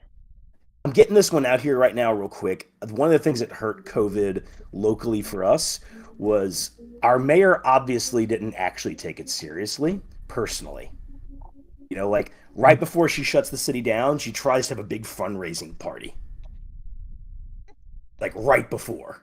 Oh boy. And I know somebody was there for filming one of her things where she's got her mask on, they all have masks on, and then as soon as they're done filming, they just rip their masks off and just act like nothing's happening.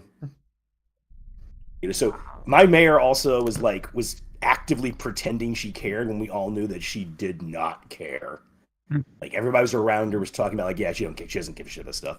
Of course, I'm also talking about a woman who was living with her paramour, who is the head of her police detail, and now her husband's dead. But I kind of like that, like, oh, and her parking like illegal spots all over town. I mean, like, and like she always flies first class, and then she'll like go to South. I think she was in South Korea for like 3 weeks, and everybody's like, yeah, she was on vacation on our dime. I mean, the degree to which she just doesn't care, it's kind of amazing. I'm impressed. Wow. Yeah.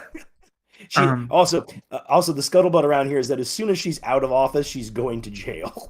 Oh no. The typical Louisiana That's pipeline, the scuttlebutt. huh? Yeah. Oh my goodness. It sounds like Chicago's pipeline too. Uh-huh. Yeah. Wow. The governors. New Orleans does have an affinity for Chicago for many reasons, and that's one of them. You get it. Damn Man. governors can't Anyway. stay out of jail. Yeah. I'm looking at Kraemer is trying to sell Obama's Senate seat. Like that's like hilarious. Gotta love it. Oh yeah, I remember Blago trying to sell the Senate seat. That was amazing. Yeah. But yeah, speaking of COVID responses here, I mean, because at the time I was living in a very blue part of Columbus, which is a fairly blue city overall, but of course it varies depending on where you are in the city. And then when I'd visit home, that's a very red area of North Carolina, and so super different attitudes on COVID and the response. Like in Bexley proper, people were wearing masks inside of their cars by themselves. Right. And I remember making fun of that because I didn't understand the logic of that. But then I'd see the exact opposite extreme when I went to where my parents live, where nobody wore a mask for anything. People refused outright to wear a mask or follow any of the rules. So like two very extreme responses were the ones that I saw. Yeah. Wow. Yeah, that COVID was real. I mean, but people believe as they wish. Yeah. It's interesting. So I'm looking at the time and I see you got about pretty like half an hour till midnight. Should we go ahead and switch to domestic politics, election stuff that happened, the sort of assassination attempts, and then maybe go to super chats? I don't know what your Yeah, we can. I think we can save the wars for later because there's so much to talk about with those. So we can just do a separate stream, maybe in a 2 to 4 weeks about Ukraine, Gaza, Syria, and the like. Right. So that sounds good to me, man. Yeah, that's probably wise. Crazy. Yeah, that's a long one, and it's a touchy subject. If that whole Israel Mhm. Hamas situation. And I also like to throw in South Korea because that's a situation I really want to look more into. Yeah, I have some thoughts on that one. Same. All right, so domestic politics then. We had a bit of an election this year. I guess 3 of the 4 people here were on the election prediction stream. And so, I mean, one of my big gripes about the election was honestly that none of the polling firms did any polling. So, do you guys think the age of polling is over, or do you think what was up with that? Yes. I will just come in with a blazing hot take. The age of polling is done. Ann Seltzer is the best in the business in Iowa, and she missed by something like 15 percentage points. If she cannot do a proper poll, no one can, and we should give up on it. frankly. Mhm. We're done. Yep. No one's answering their phones anymore. And, it is what it is. So we're going to have to find a new way to kind of figure out what's happening. Or we're just going to have to say, forget it. Who cares about predictive polling? You want to know what happens in the election, get out in your community and start participating. Right. I mean, I think you said that well. Yeah. I mean, I guess I don't know. Maybe politics would actually be better without polling. Just the idea of people thinking more about what they want to see rather than trying to be super clever and try to figure out how to triangulate their positions to fit what they perceive other people's positions to be. I think that might be a more interesting politics. But I mean, very well could be. And I do remember in the '90s, there was a lot of complaints about polling um, determining a lot of what Bill Clinton was doing.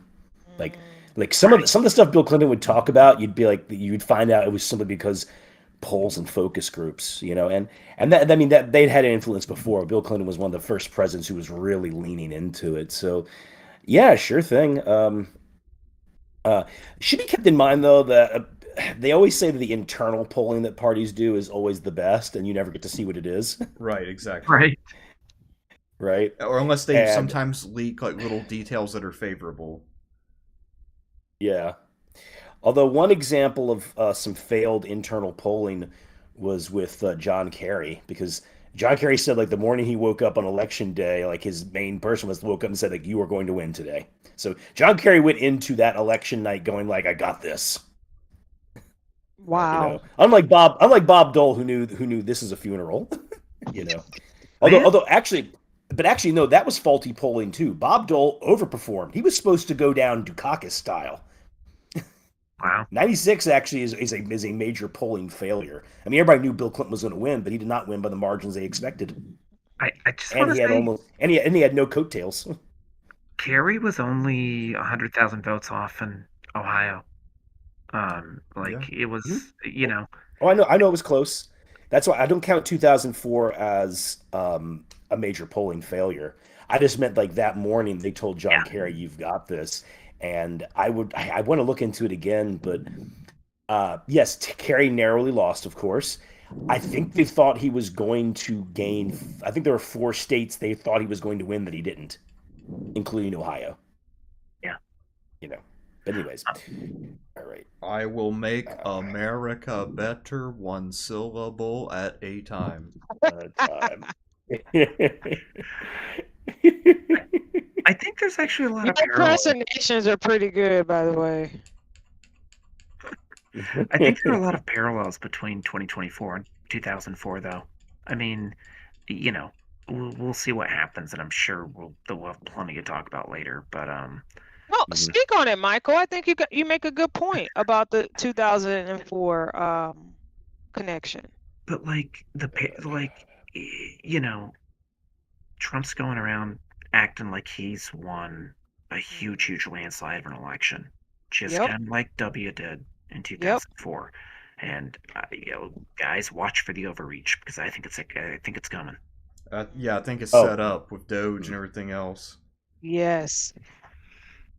Yeah, no, Yes. no. I do agree with that one.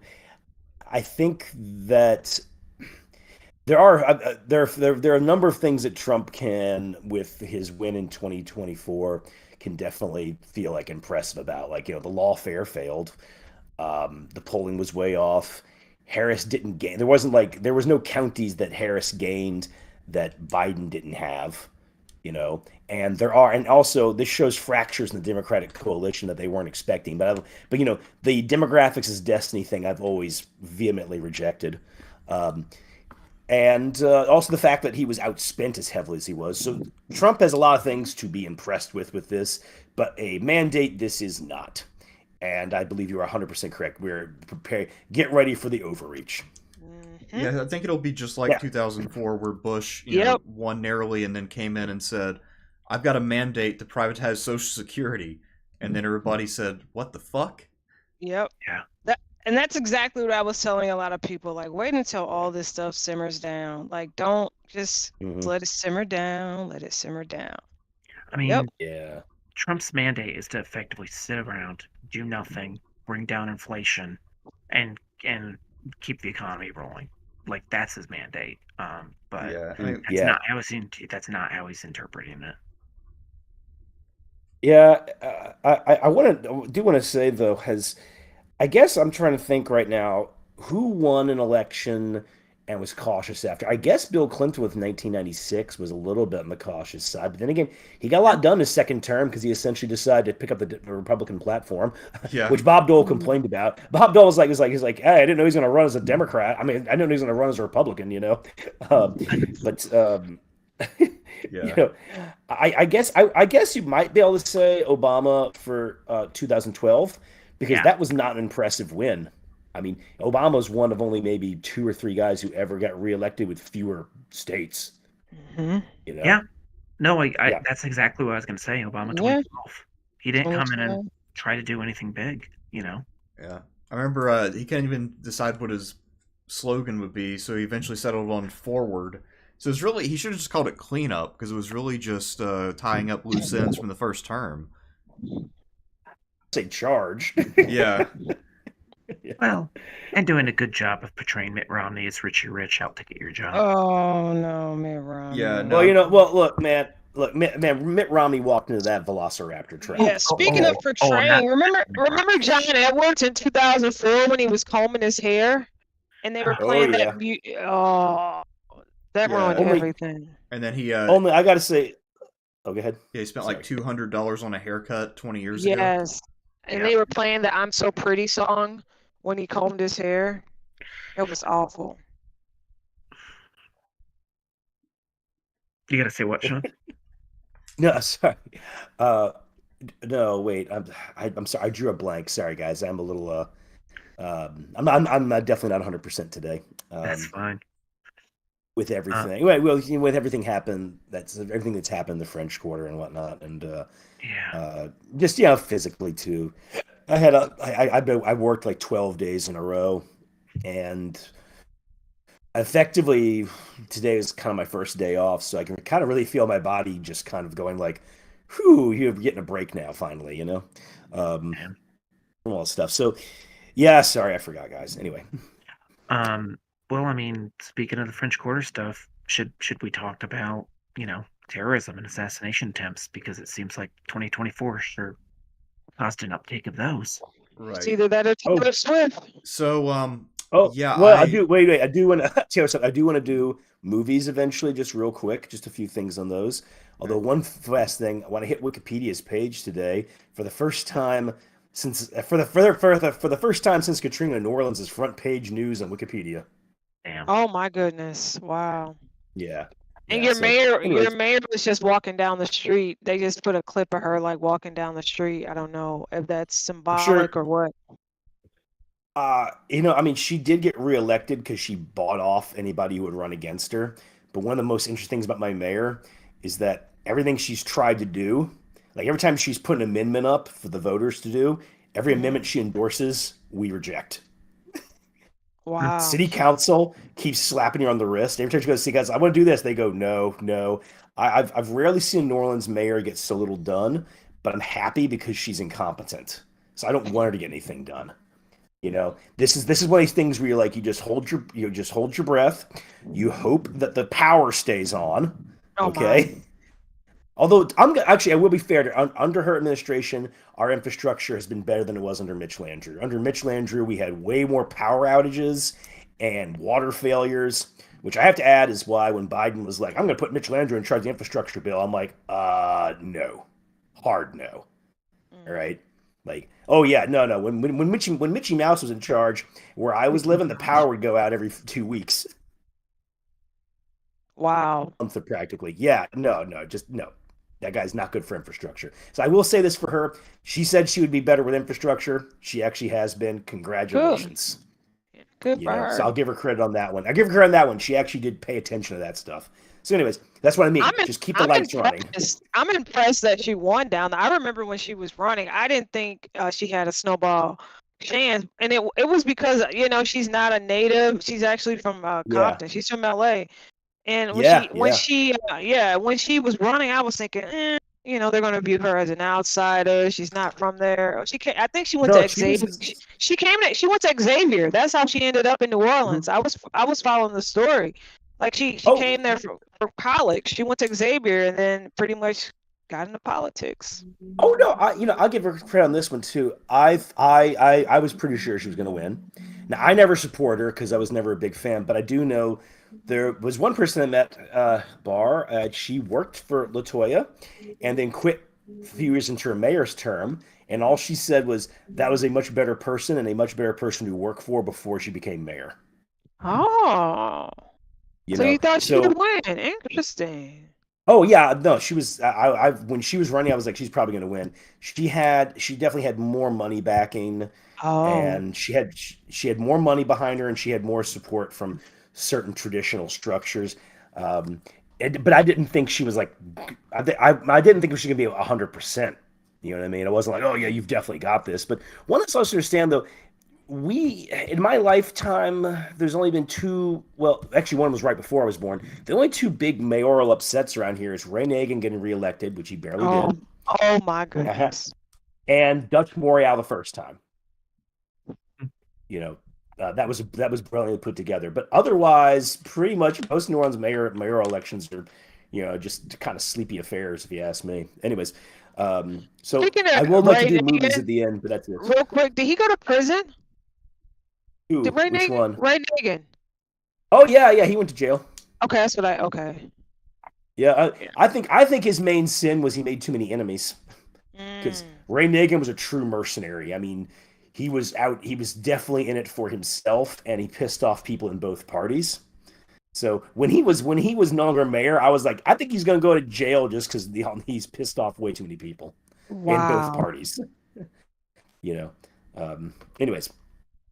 Yeah, somebody like Mark Morial was able to get away with so much more than Ray Nagin, but Mark Morial was always good at greasing palms and making sure that everybody who was ally was taken care of, But Mark Morial was more shamelessly corrupt than Ray Nagin ever was. Anyways, all right. So what you got, guys? So because Michael, you wanted to do, Michael. Oh, yeah. I mean, we can kind of go to terrorism and stuff like that. You said you wanted to assassination stuff. You want to talk about? So you want to talk about assassinations?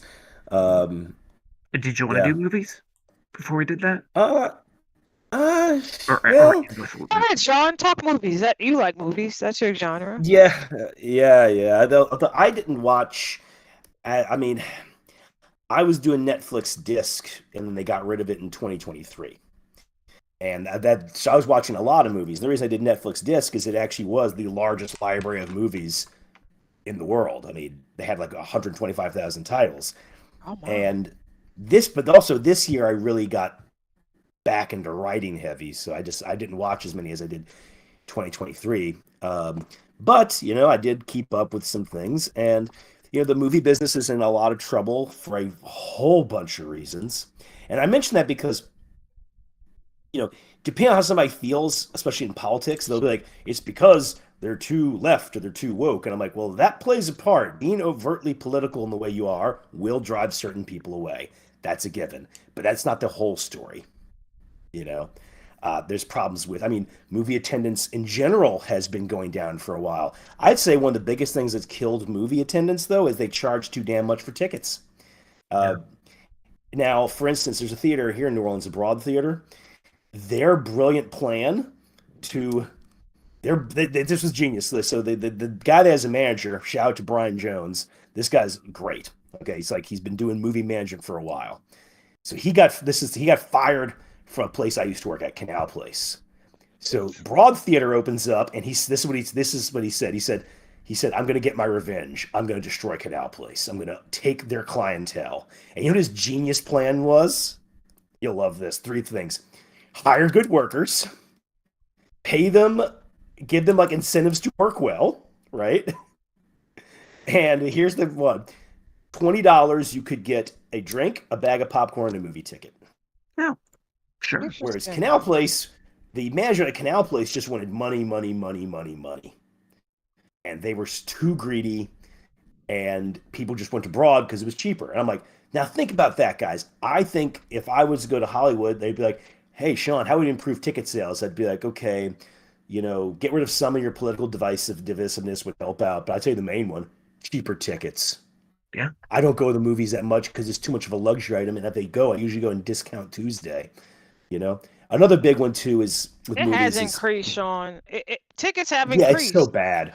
Back in the day, back in the day, Yeah. we had a $1 movie. We had 2 of them. Yes. We had that's $2 movie theaters. Yeah, that's how I saw like a Dark Man, the old Liam Neeson movie, a bunch of other ones. Yeah. Although one time they do the double feature, you'd pay $2, so I had to sit through jury duty with Pauly Shore. But anyways, so what happens is that so I went to the movies a whole lot late 90s, early aughts, which is a kind of a time demographic that usually does, but the tickets were relatively cheap. I just love going to theater. I had to sit through Candyman for that double feature back in the first one. I'm showing the first Candyman. I love that movie. Yeah, that's the one I had to sit through. It was a $2 movie because it was a double feature like you mentioned. So what'd you have? You had Candyman and what else? Oh, I can't remember. I cannot remember the other movie that came with it. But I remember Candyman because I couldn't go to sleep.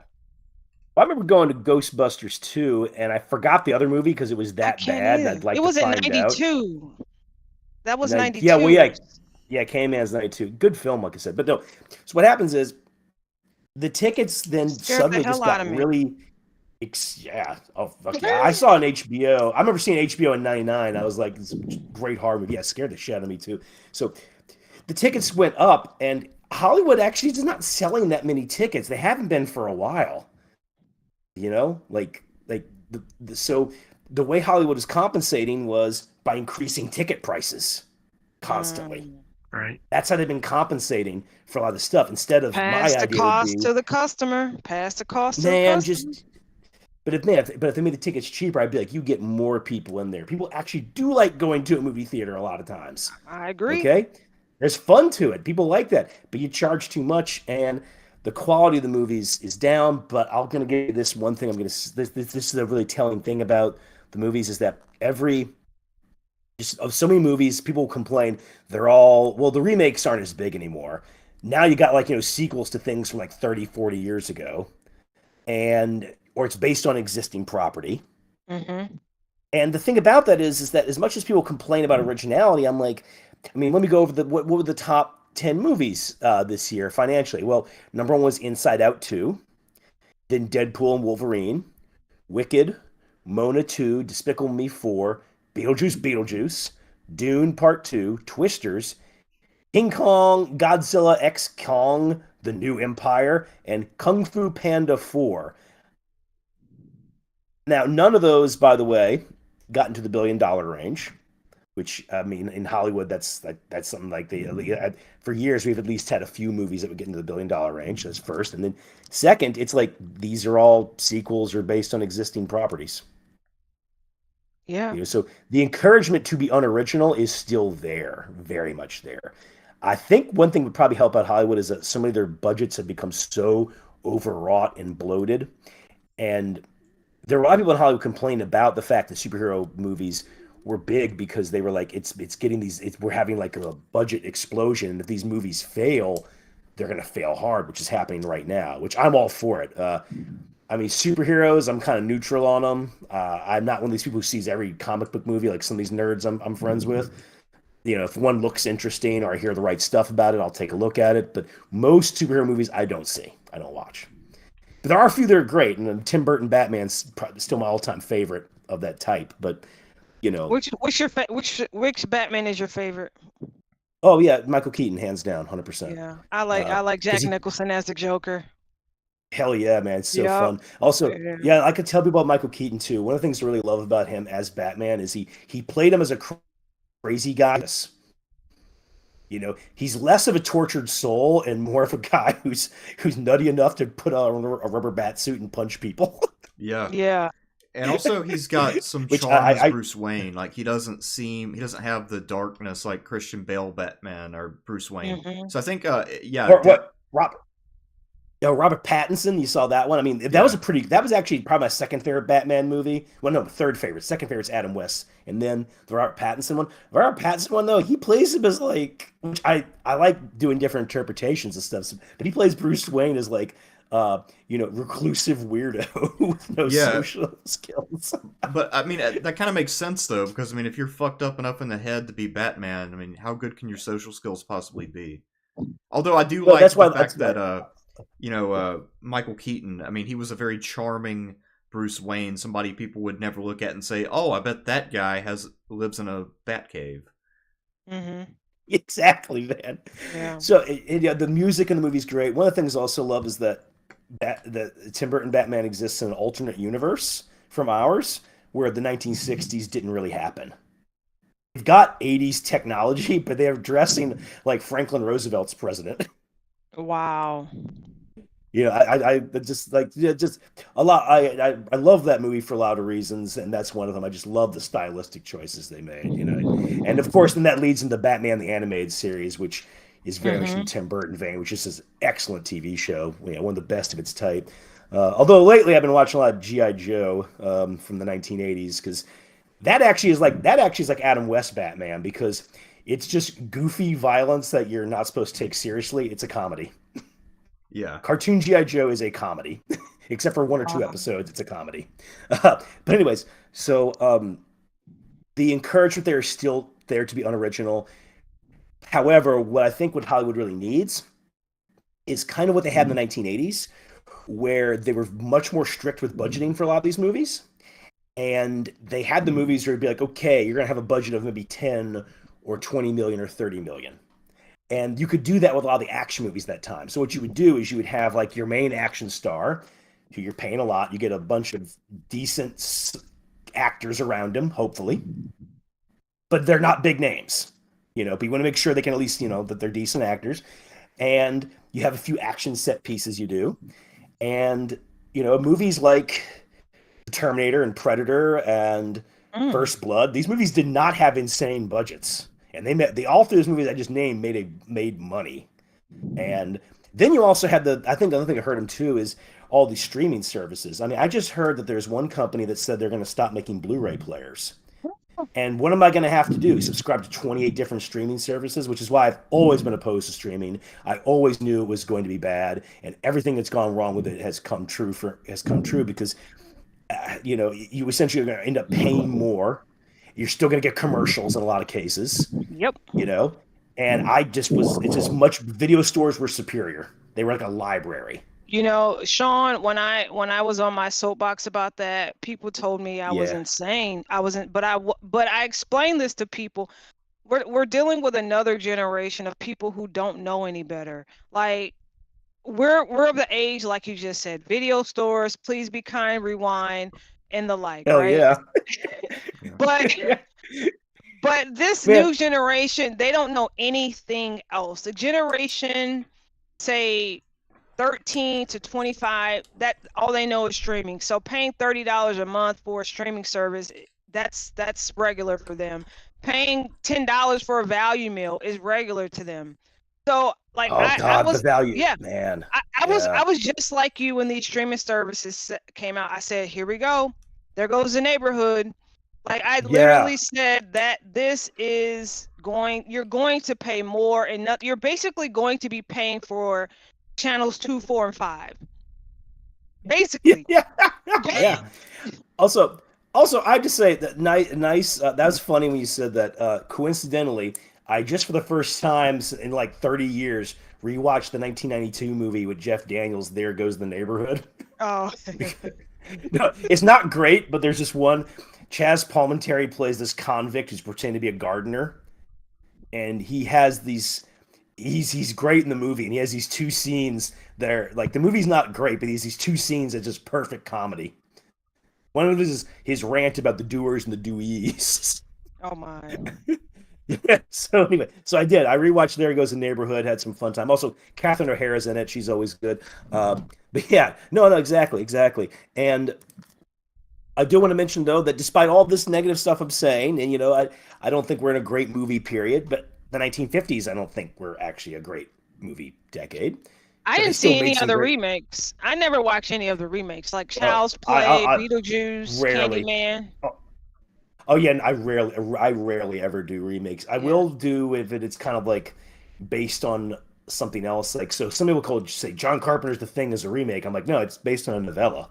Actually, Mm-hmm. his version is closer to the novella than the 50s movie was. But even the 1950s, despite the fact that I think movies generally weren't as good then, you still had masterpieces like Bridge on the River Kwai, A Night to Remember, Sunset Boulevard. Mm-hmm. And I mention that because we did get a masterpiece this year. That was Dune Part 2. Yeah, it was a good movie. I haven't seen Yeah. it yet. I haven't seen that, and I still haven't seen Oppenheimer. I know.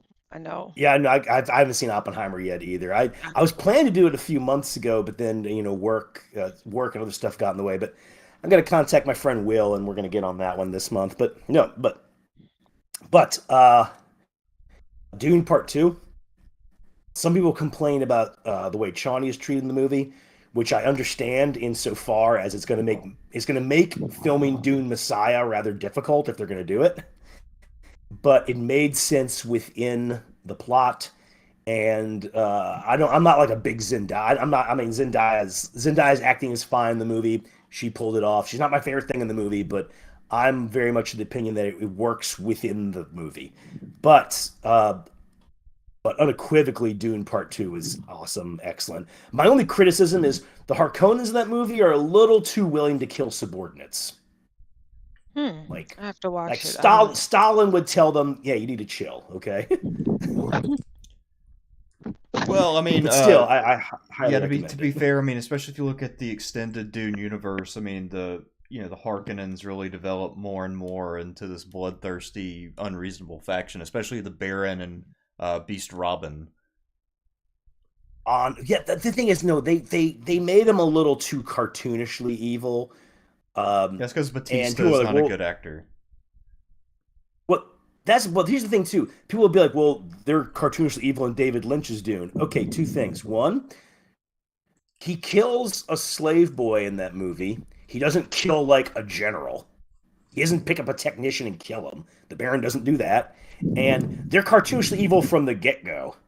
Like this one, they're trying to make me take the Harkonnens seriously, and I kind of do, but that was the only. And don't get me wrong, the guy they got to play Fade was fantastic. All right, so Fade was perfectly done.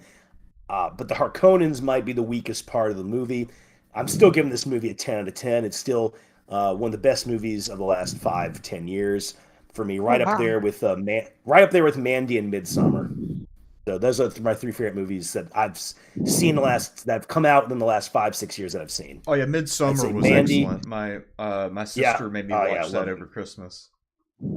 Yeah, I love that movie. Yeah, I love that movie. Anytime it's on, I just can't stop watching it. But my favorite of the last 6-7 years is Mandy, and then Dune Part 2, and then Midsummer. Yeah, Mandy's Yeah, but good as well. yeah, I fucking love Mandy. That movie hits on all levels. And that one I have no notes at all. Perfect. Yeah. Well, So, speaking of things that aren't perfect and that we could probably have plenty of notes on, domestic politics in the United States. well, Oh we boy. already did the election, and I know Michael is making a point that we need to go, and I know my energy's flagging a bit because I just did the Dune part. I mean, sorry, I just did the movie part. Um, but did you want to do more detail about the election and some domestic politics, and then quickly go over the assassinations and maybe wrap up in 10-15? Do you think that's enough Um, time, or yeah, I what do you mean, I think? guess because we've already talked about the election, we don't have to. I mean, I guess if you guys have any, major No, I, observations you'd I, like to make, this would be a good time for that. But yeah, I don't plan on like going back through the details. I, I I'm have only one I have my one observation I'll throw out there on this one is I know you're about to say something, Michael, but going. uh, the two parts. One is I don't think either candidate ran like some great campaign, but I think Trump made the smarter moves, and I thought comparatively, and he did make a few moves that were quite smart, and I am impressed that he won during everything that was thrown in his way. You know, uh, the one that interests me is that my gut was saying to me that Trump was going to win, and then I was like, no, defer to Alan Lichtman. Right? Lichtman got it wrong. And my theory is that Lichtman didn't understand the economy because I think in many ways they've been lying about the economy. I'm saying people right now I know are feeling the pinch. And furthermore, we have several trends that we have not really seen as bad as this since the late 1920s. So I think Lichtman narrowly focused on the GDP without taking into consideration other economic factors. And that's why he got it wrong. I don't think his system is actually wrong. I think he, for the first time ever, misread his own system.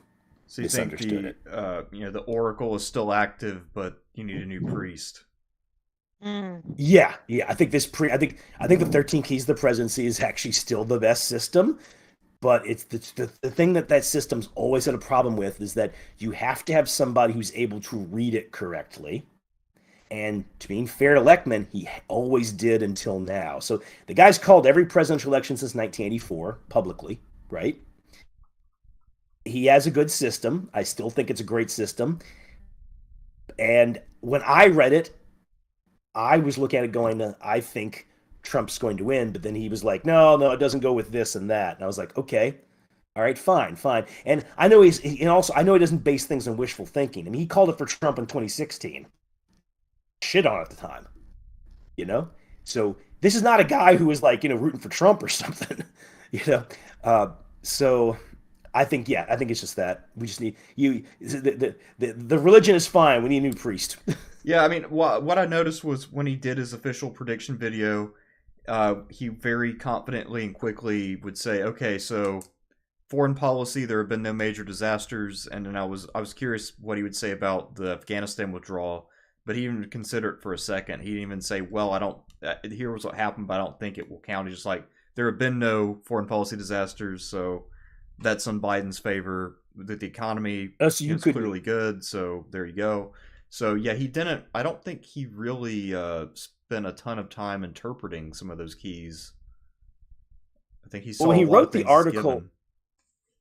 Well, the two things I'll leave you with on this one, when he wrote the article endorsing and saying that Harris is going to win, when I read it, he didn't sound as definitive. In his writing, he didn't seem as definitive as he was in previous times. And also I was questioning that too, because you're talking about Afghanistan. I was also thinking about what's going on in Gaza, because maybe it's not a foreign policy disaster, but that's a very thorny situation that I think has contributed to some high profile Democratic donor defections. But anyway, so what I guess what I'm saying is that he missed for the first time ever. He misread his own system. I still believe in it, but that's why I picked him. I decided to stick with Lichtman against my gut, and I failed. I mean, no, I hear that, and I think my takeaway is sort of slightly adrift of yours, Sean, but not necessarily in disagreement. I think the global context is incredibly important here. Best of luck if you're incumbent and not losing percentage, because I mean, people will say, okay, well, Modi won his election. Modi's party in India also lost a good amount of support. Yes. But the thing is, Democrats couldn't. They didn't have, if Democrats lost a 1 percentage point, they could lose the election off that, right? There's no margin for error. And, the reality is people hate inflation. Hate. I mean, this was the bane of Jimmy Carter's presidency. And it's the reason why he lost in a landslide.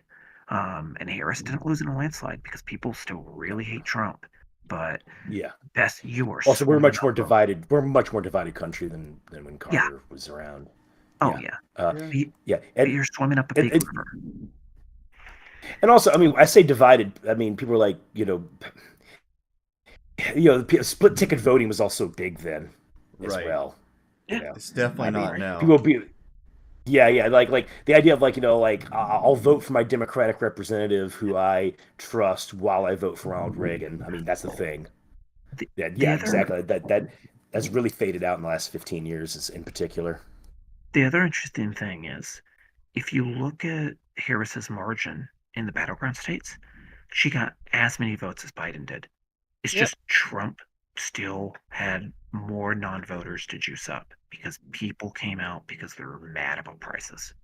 And these are people who did not vote in 2020. They definitely didn't vote in 2022. And to be honest, they're probably not going to vote in 2026. This is possible. There have been certain cracks that have shown up the Democratic coalition, which the Oh, yeah. Democratic coalition, by its very nature, is going to have more cracks than the Republican one. Kind of the nature of the beast. If you're going to have a coalition of several disparate groups that sometimes do not agree and have contrary interests. Um, yeah, the inflation one too. I always go with this as well. Is that if an economy is bad, this is what I think. I have a historical theory in this one is that Carter did try to be honest with people and level with people, and he lost. And I think Carter was kind of doing that because during the 1930s, Franklin Roosevelt did that too, and it worked. But also, Franklin Roosevelt had a lot of things to his advantage. The fact that he was a master politician, and he exuded confidence and optimism in ways that Carter just didn't, right? Mhm. In the case of Biden, I can also tell you a lot of, and a lot of course, like you said, people hate Trump's guts, and that's the reason. One of the reasons why his margin would have been better if it wasn't Trump running. But at the same time, I've noticed a lot of anger from people being like, like I'm having these kind of problems, and the president just doesn't seem to care or notice. Right. Reminding me of the and it goes somewhat reminding the line from Outlaw Josie Wales. What does he say? Don't don't piss down my back and tell me it's raining. And, but I mean, but think about it. This undid Bush as well. Bush tried to like be optimistic throughout the Iraq War and essentially not change his policies, the policies they're pursuing in Iraq until the 2006 midterms, and even then he didn't make some major reversal, in my opinion. Yeah. They were still doing the same thing. They're going like, there is no insurgency. I remember people telling me that. And, I'm like, what are you, stupid? and people or, forget how or like much. Paul Krugman getting in there being, inflation's not so bad for like luxury items. I'm like, yeah, it's bad for food and gas, the things you need. Mm-hmm. And Bush, It really, watching Krugman humiliate himself has really been amusing. Anyways. people also forgot how hated Bush was at the end of his second term. I Oh mean, yeah. some of the Oh, worst yeah. approval ratings of Yeah, he any had like a modern American 22% president. approval at one point. Yeah. Oh, and Yeah. he also looked. I'll get this. This was interesting too. I remember seeing him in 2007 when he would do press conferences. I was like, okay, now he's beat down. Because I remember like his just overwhelming optimism and confidence he had. And by late 2007, he's just like, get me out of here. Mm-hmm. Yeah, his approval rating was like, yeah, 22%. I think the last time it had been that low was Truman, and the way they tracked approval ratings in Truman's day was not very good. So I would say that Truman was probably more popular than Bush was in the second It term. is. It's a lot of stress. Yeah. I wouldn't want it. Yeah. Yeah, also, Oh, I mean, yeah. in general, polling in the Truman era, I mean, famously, of course, it Very bad. oversampled wealthy people, and that's why they thought that Dewey was going to be president in 1948. Oh yes, that was Exactly. the Chicago Tribune. Yeah. Yes, yes, Yeah. yes. So, That was the Yes, but Tribune. yeah, it's also Dewey this the thing too. wins. Dewey defeats Truman. Yeah. The Onion doctored that to other guy defeats what's his face. yeah. So so no, yeah, that's why I actually think Truman had the lowest polling in the second term, but the polling was just bad back then. So I think Bush in the second term. I mean, yeah, and also Bush in the second term. Don't forget, it's not just Democrats. It's not just Iraq. I knew a number of Republicans who turned against Bush because he wanted to give amnesty. Same. Yeah, so he was. There were a number of Republicans going like, and also these are the kind of people who, when they voted for him for the second term, he was like, let's go mess with Social Security. Like, wait, I didn't vote for that. Right. I voted for other stuff. So yeah, I mean, because his big reform package proved to be extremely unpopular. Nobody asked for it. When that failed, yeah. and then Iraq started to get worse and worse over the course of 2005. Then Also, Katrina happened. I mean, it fell off the rails. And also, I'll give you a last one on that about the thing with the Social Security thing. That's interesting is that Republicans would talk about messing with Social Security in the 80s and 90s, but back then old people voted for Democrats. So, by the time Bush is like, I'm gonna mess with Social Security, I'm like, no, your voter base is now old people. Mm-hmm. Yeah. So, but I mean, the Republicans have been talking about for so long. The I guess the poor guy just couldn't help himself, right? Well, I mean, it's literally been the Republican wet dream since the 1930s to get rid of Social Security. I mean, that's been one of their major planks. I mean, they kind of got rid of it for a while in the Eisenhower and Nixon era, but I mean, that's really been one of their long-term objectives. Yeah, but that's the thing is they bring it back under Reagan, right? But also, remember, old people are voting for Democrats. So you're not exactly going after people who are going to like change their mind. They already don't like you. Right. Um, Although, I mean, I think Reagan did pretty well with swing voters, though. So apparently there were a lot of lifelong Democrats who were willing to back him after 1980, and especially after the but once again, midterms. but those people were still like voting for Democrats in other offices and ways, know. And the last hurrah of the New Deal coalition is the 1982 midterms. But I'm just saying that old people generally voted for Democrats. And he's not. Like Reagan was doing. Reagan was doing really well with people born like in the 50s and 60s. Yeah, especially 1950s. He did really well with that group. What do you know? By the time Bush is saying, let's go mess with Social Security, I'm like, man, a big part of your base are these people now, And it's interesting to note that Republicans really don't talk about it anymore because they know what would happen. But anyways, so what else do we have in the election, everybody? I think you pretty much covered. Got it. All right, man. I don't have anything else to add. I'm done. I'm done. So we want to talk about Assassins then. Assassins, Taylor Swift, pretty much taking everybody's money at concerts. You got Caitlin Clark making everybody upset because she's the attention grabber. Man, Taylor Swift is so big. I have an ex who's a Taylor Swift impersonator, and she's making bank. Damn. Wow. Yeah, Ned, she's doing like Taylor Swift concerts in Missouri or something, Wow. Does she look like her or just sing like her? She's a very talented singer, and she doesn't look exactly like her, but if you doll her up a certain way, then she will look more like her, But yeah, no, she did a big audition for it to late 2023, and she won.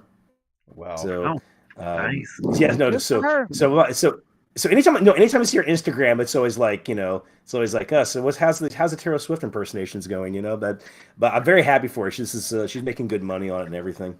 Damn, that's a very niche job. I mean, holy shit. I mean, she's doing other singing as well. She's got recordings and stuff, Right. That's typical. That was my next question. That's how Lainey Wilson, the country artist. She was a Miley Cyrus. No, not Miley Cyrus. Who's the other one? And I'm on. She was an impersonator of someone who's escaping me at the moment. So yeah, it does segue. The most interesting thing to me about music right now is Lana Del Rey marrying a Cajun swamp tour guide. Wow. And I, by the way, I'm not surprised about this at all. Women go gaga for Cajuns. Take my word for it. Okay. All right. So, all right, guys. You guys, I'm gonna leave just for a minute or two to do some stuff, so y'all can just. I don't have anything else. I have nothing else to add about anything else, so I'll be back in 5. All right. Okay.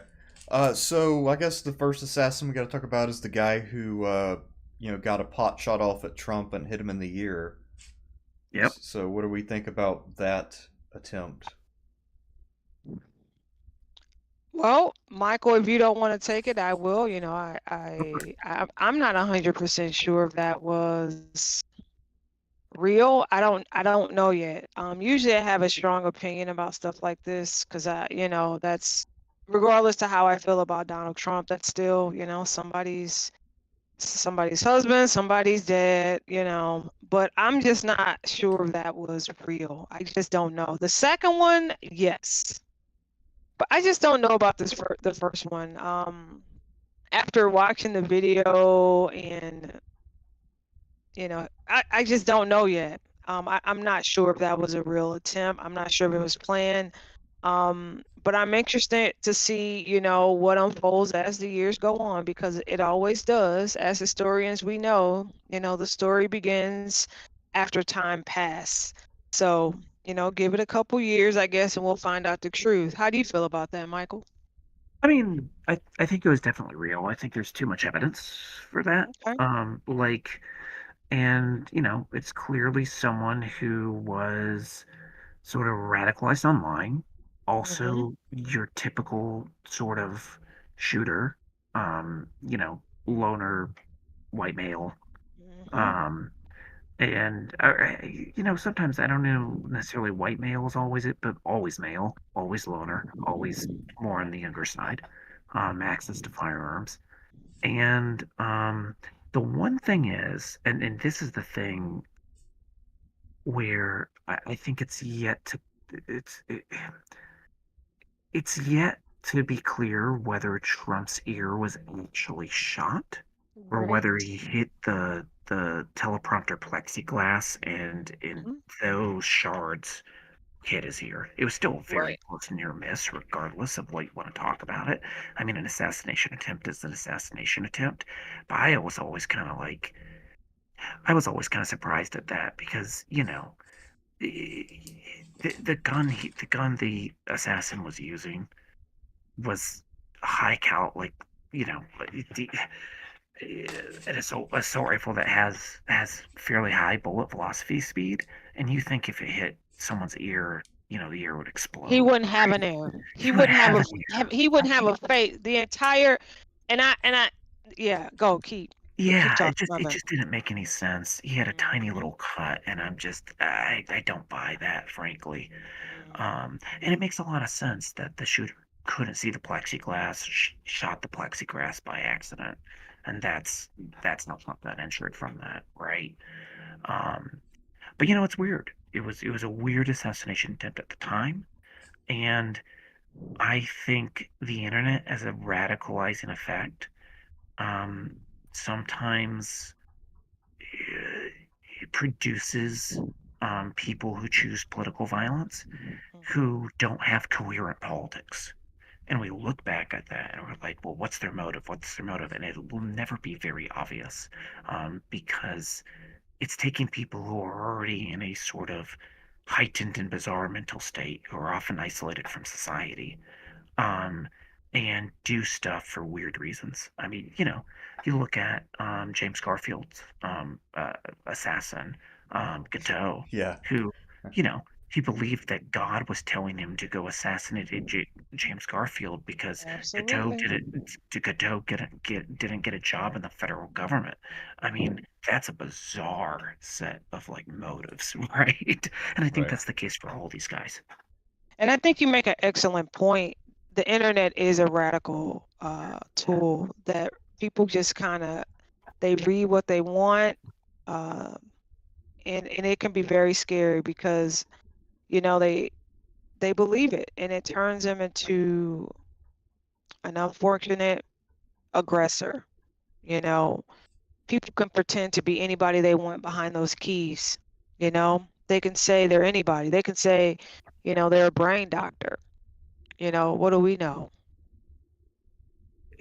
And they can be exposed to the weirdest conspiracy theories. I mean, it's kind of amazing that the Pizzagate thing didn't end up with someone getting killed, right? Like, and that would have, I mean, what sort of rational response someone's taking when they go into a pizza place and threaten to kill people because they think Hillary Clinton is like keeping like children down in the basement of a pizza place. Like this is nutty stuff. It's Absolutely very nutty. people really believe it, and that's why I said at the beginning of our conversation. I guess it's been over 3 hours. I'm at the point to where I need to stop talking to people who don't make sense, Yeah. because people really believe the nonsense and they don't see or view the inconsistency in their speeches. That's a serious mental illness, and I hate that. I feel like in the United States, we're normalizing thought that isn't normal. Yeah. And That's right. I hate that. Like Nancy Pelosi's husband, where's Nancy? He's radicalized. He's trying to like beat up an 80-year-old man with a hammer. Yeah. Like, come on. That is insane. Insane. Yeah. Yeah. No, it is. Yeah, the guy who tried to kill Trump. Well, I mean, there were two guys, I guess, who tried. One guy got caught before he could make his attempt. The guy hiding in the bushes. But the shooter. What I found interesting is apparently, despite the fact that he came close with the shot, he was mostly well known among the people who had known him in high school for being a shitty shot because he didn't make their high school shooting team. Yeah. Yeah, and I guess a lot of it was just a lapse on the part of the Secret Service, partly because I think they were mad that Trump kept doing those big outdoor rallies and they kept telling him how hard it was to secure them. So I think a lot of it was they were exasperated with having to do so much work and they just had dropped the ball. Well, and this is also where that coordination between the local police and the Secret Service, that communication broke down. Each thought the others was responsible for securing that building. And I think you're right that like a more proactive Secret Service triples checks this sort of thing, and maybe they were like, we're done, you know. Um, but that's also a very common thing. When I was a paralegal at the FTC, we always worked with local police departments when we did immediate accesses on locations to try to catch scammers. And so I could see how that screw up could happen. Even though we look at it now and we're like, how the hell did they manage that? Right. And yeah, I think a lot of it was just human error brought on by being tired and just assuming that nothing would happen because they were in rural Pennsylvania. They were in an area where, presumably, Trump would be popular. Right. Yeah. So I think, between those assumptions and then just general campaign exhaustion, I think that's kind of what got him. But yeah, the assassin himself was not a terribly interesting guy. I mean, as you said, Michael, he's kind of just if you had an AI generated presidential assassin from 2024, you'd have generated that guy. Yeah, exactly. Well said. So he's not so Booth and Gateau. He is not, right? No, nowhere near as interesting.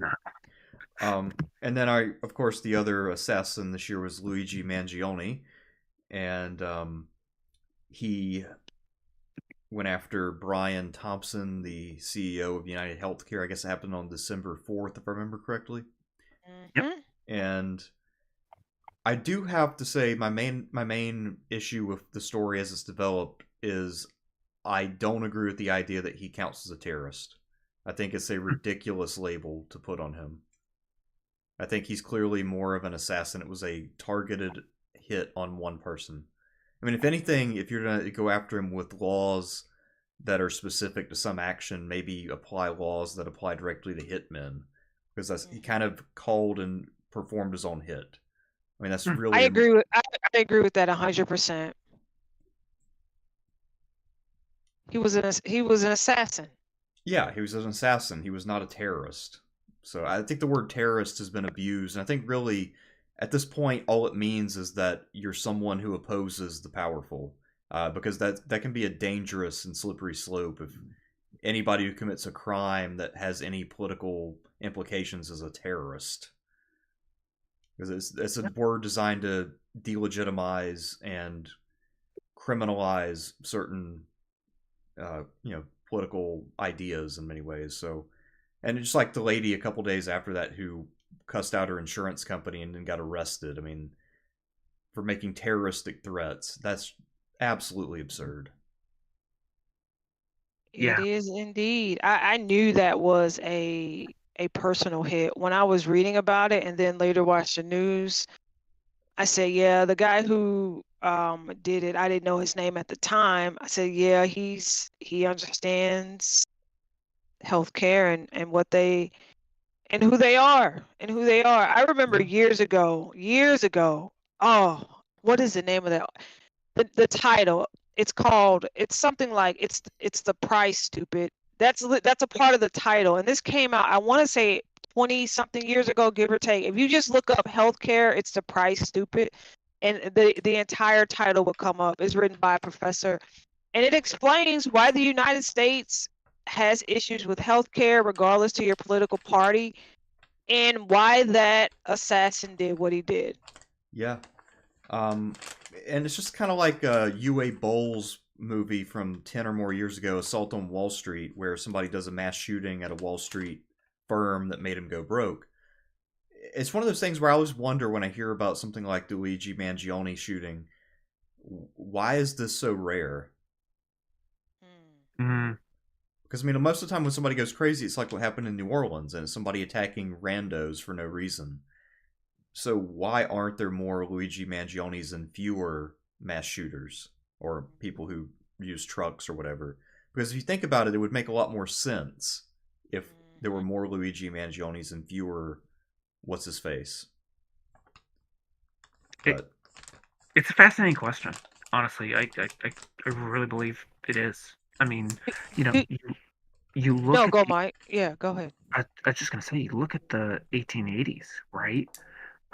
When people were forced into really horrific and tough conditions, right? Child labor, horrible pay, people working in awful conditions, in factories and being shot in the streets by, army by the U.S. Army for like striking, right.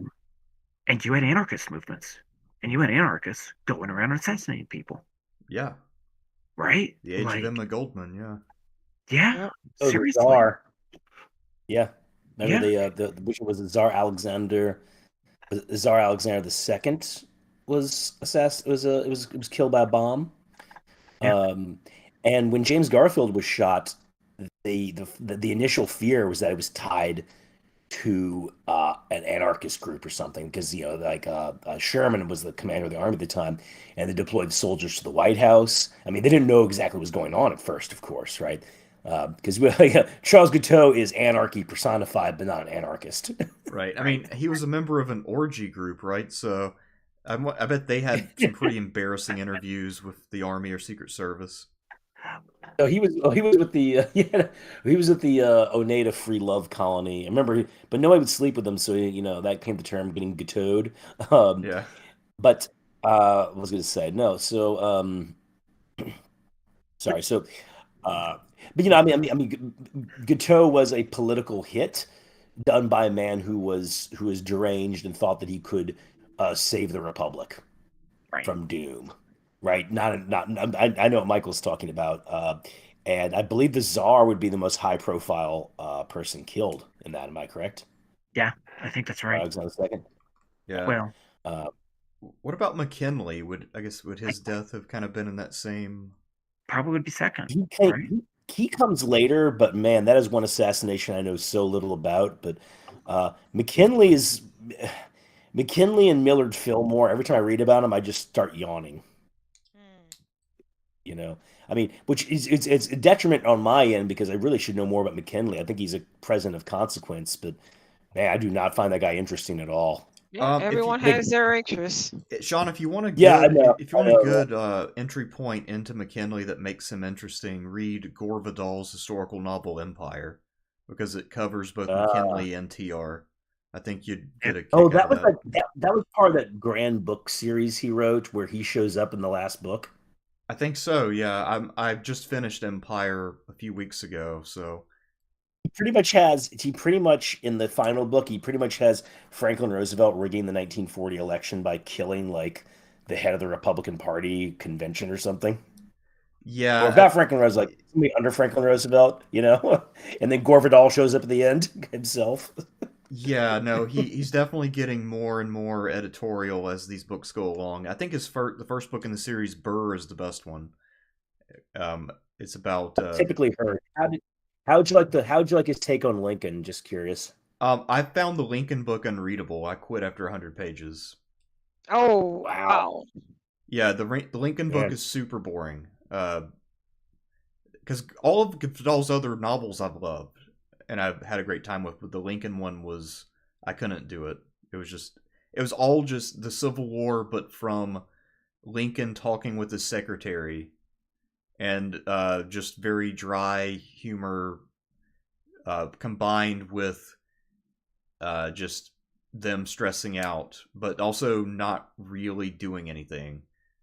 So it's kind of like a bad movie, kind of the Mystery Science Theater formula. You start nowhere and you stay there. That's kind of how Gore Vidal's Lincoln reads. Oh my God, Yeah. that's terrible. Yeah, and that's the only one that's been made into a movie, which is fucked up. But anyway, yeah. So I think Guiteau was kind of like a more interesting version of the guy who tried to shoot Trump, and Mangione. I think he is definitely in a more. I think he's as memorable as Guiteau because he's an athletic, like handsome guy from a wealthy family, well educated. And also, I saw some of the posts he made online. So he reviewed Ted Kaczynski's, manifesto, and basically his review, you can summarize it as pretty good, but I could do better. I did. I read that too. That is hilarious. Oh God. Yeah, Yeah. and he wasn't the type of a shooter that I was expecting either. Like Yeah. extremely handsome, athletic, but I knew that he was in tune on the exploitation of medical care. If we stay healthy, they don't get paid. Right. I mean, although The his money is politics are all over the Yeah. map, from what I understand too. Like his politics are not easy to summarize. Well, that's the thing too. Like you mentioning that. I mean, Ted Kaczynski. There's a lot of neo-reactionaries who really like Ted Kaczynski, for instance. Like Ted Kaczynski has a lot of fans on the right Yeah, right and I now. think most people think They refer to him as Uncle Ted, by the way. They refer to him as Uncle Ted. So I think oh my goodness. most people who've looked into Mangione's politics think that he's probably more right than left. I don't. I wouldn't Except, I mean, summarize him. clearly anti-corporate though. Yeah, that's exactly how I took it because I looked him up also, and I was just trying to get a handle on where he stood. But he was definitely a bottom-up guy. Did not accept the exploitation of corporations, and I'll just leave it at that. Yeah, no, that's That's why. I mean, I'll be honest. I was really hoping that he'd managed to get away somehow, but yeah, didn't happen. I mean, my take on him is damn snitch. Snitches get stitches. my take on him is End up in ditches. he's less Stitches. like No, Monica. Before Michael, you talk Monica, then you definitely have to watch the "There Goes the Neighborhood" scene about the doers and the doees. He All says right, the I'll same watch thing. it. He's like nobody likes a squealer. And then he's like he's squealing us. He's like break his glasses. I'll teach him a lesson. Anyway, we're gonna say Michael. I mean, that was a very interesting assassination in and of itself, and that like Mangione, like the reaction to the assassination, is probably more important than Mangione himself. Absolutely. Like I don't know about you guys, but the reaction to the assassination that I found among my friends sort of universally was happy it happened, right? Or at least not, I mean, almost like celebratory of a healthcare CEO dying. And that should freak out a lot of CEOs. That wasn't exactly my reaction, but I'm more of a pacifist generally. But I was kind of surprised at the sort of just pure blatant, almost rah-rahing of Mangione. And it was, yeah, I don't know. I just found it sort of very interesting. It's money driven. It's money driven. If people do their own research on medical insurance and remedies or what have you, just follow the paper trail. It takes, everyone knows if you keep your weight down. I mean, of course, genetics plays a part in certain situations. Try to keep your weight down. Watch what you eat. Exercise 30 minutes a day or whatever they tell you. You're going to be okay, but the doctor's not going to really tell you that, right? They're going to pump you full of pills. Oh, you need this surgery. Everything from a woman having a C-section to a natural birth, there's a gap in pay. It costs more money to give a woman a C-section than for her to have a natural birth. So a doctor will quickly say, "Oh, we have to give her a C-section, C-section." It's more money. The hospital gets more money. She, the doctor gets a greater cut of it. Like, I just strongly encourage people to do your own research on healthcare. And you'll understand why he felt the way he felt. I don't want anyone to die. I agree with you, Michael. That was someone's family member. That's not okay. But anger gets fueled by knowledge. And I'm not in the American healthcare industry, which is atrocious, on all levels. We have serious problems, and we don't have the time to get into that. I mean, it's perverse that these companies are for profit. To be honest, health insurance companies should never be for profit, because they're effectively rooting for you to, not be healthy. So it's not particularly good. But that said, yeah. Anyway, I just think the reaction to it was sort of very, very interesting. And that was the other thing. There are very few political assassinations, and I count this as somewhat of a political assassination. There are very few political assassinations that actually succeed in their goals. Yeah. This is one of them. Everyone now hates United Healthcare after the CEO was assassinated, and hates it more than they previously did. And the only comparison I have is to like Shinzo Abe, when Shinzo Abe was assassinated for being associated with the Moonies, that led to a crackdown on the Moonies. So it's interesting you say that, Michael, because I was going to say that, you know how like Biden in 2020 ran on bringing the country back together, and one of the questions they always get in presidential debates is, "Can you bring the country together? Or are you a unifier?" The fucked up thing is Luigi Mangione brought the country together, because a majority of people, even on the right, a lot of people's reaction is, yeah, fuck Brian Thompson and fuck our healthcare system. Because like, even what's his face, Ben Shapiro, of course, being the ultimate corporate defender, went on his show to talk about the degeneracy of the left defending Luigi and celebrating him, and then the audience is like, dude, it's not just the left, we feel the same way. We're 100% okay with the fact this guy got shot. So like, somehow I didn't want anyone to get harmed. But yeah, like, I mean, think about how fucked up it is. Like, the thing that brings people together is an assassination, where people rally around the assassin. Like, that's where we're at. Yeah. Because people know, like, people are more educated than some think they are, and the ones who don't understand, they just haven't been provided the knowledge. And maybe some of that has to do with book banning. Like, seek the knowledge. It is insane. Healthcare in this nation is insane. And I gave you guys that article, said it's the price is stupid. That's a good entry point. But even beyond that, it's pathetic. It's pathetic. It really is. It's for profit. No, it is. It's a ridiculous system. Someone has high blood pressure, right? Instead of telling someone just, hey, drop your weight a little bit, watch your whatever intake, the doctor's not going to say that. They're going to put you on some high blood pressure medication. Yeah. I mean, like somebody I know, a family friend, an older guy, his whole thing was like, I think the doctor told him he could take this medicine or do a bunch of stuff, and he just said, well, I'm not going to change anything I'm doing, I'll just take a pill. So, I mean, there are a lot of people who will just look to medicines to fix their problems rather than taking any kind of responsibility. But I mean, for the most part, you're right. I mean, they do push medicines that are often unnecessary. Well, there's no focus on preventative health Yeah. whatsoever in this country, and instead it is essentially doctors have their own incentive to push for bigger treatments, to push for more surgeries, and there are many doctors that are ethical and don't do that, and there are many doctors that aren't. Like any profession, you always have unethical people, and then you have the sort of counter side of that, where you have needed procedures being done, right? You have needed surgeries being done, and you have needed doctor's visits being done. And you have the health insurance industry that has every single incentive to deny claims and to bankrupt Oh, people.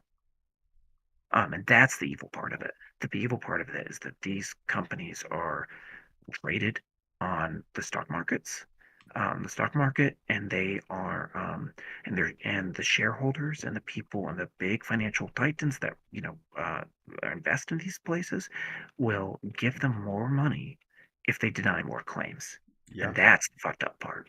Yeah, that's the real killer for the healthcare industry. I mean, yeah. I mean, the insurance companies, like you said, I mean, they have a perverse incentive structure where they make money when you pay your premium and then they don't do what they say they're going to do. Yeah, and it's almost insane. beyond whether it's a private system or like whether you have private health insurance, whether you have non like or whether you have public health insurance. There are very few countries in the world that have.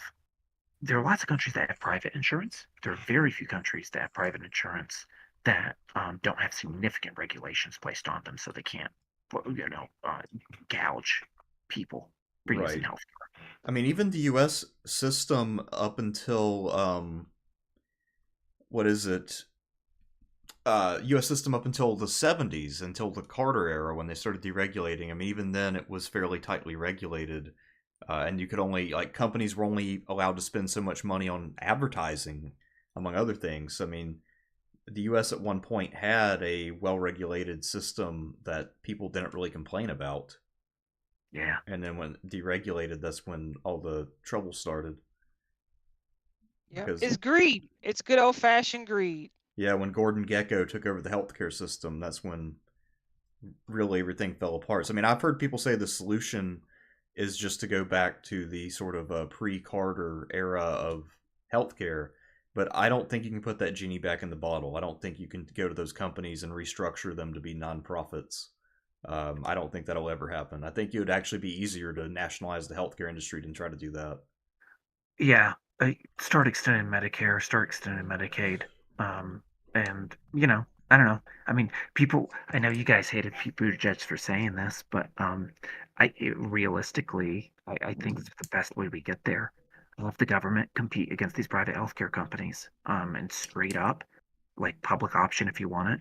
People take the freaking public option because people hate insurance companies that much. To be clear, the reason why I hated that phrase is because it's a bit of an oxymoron. Yes, it is. Option if you want it. Well, that's kind of what an option is, isn't it?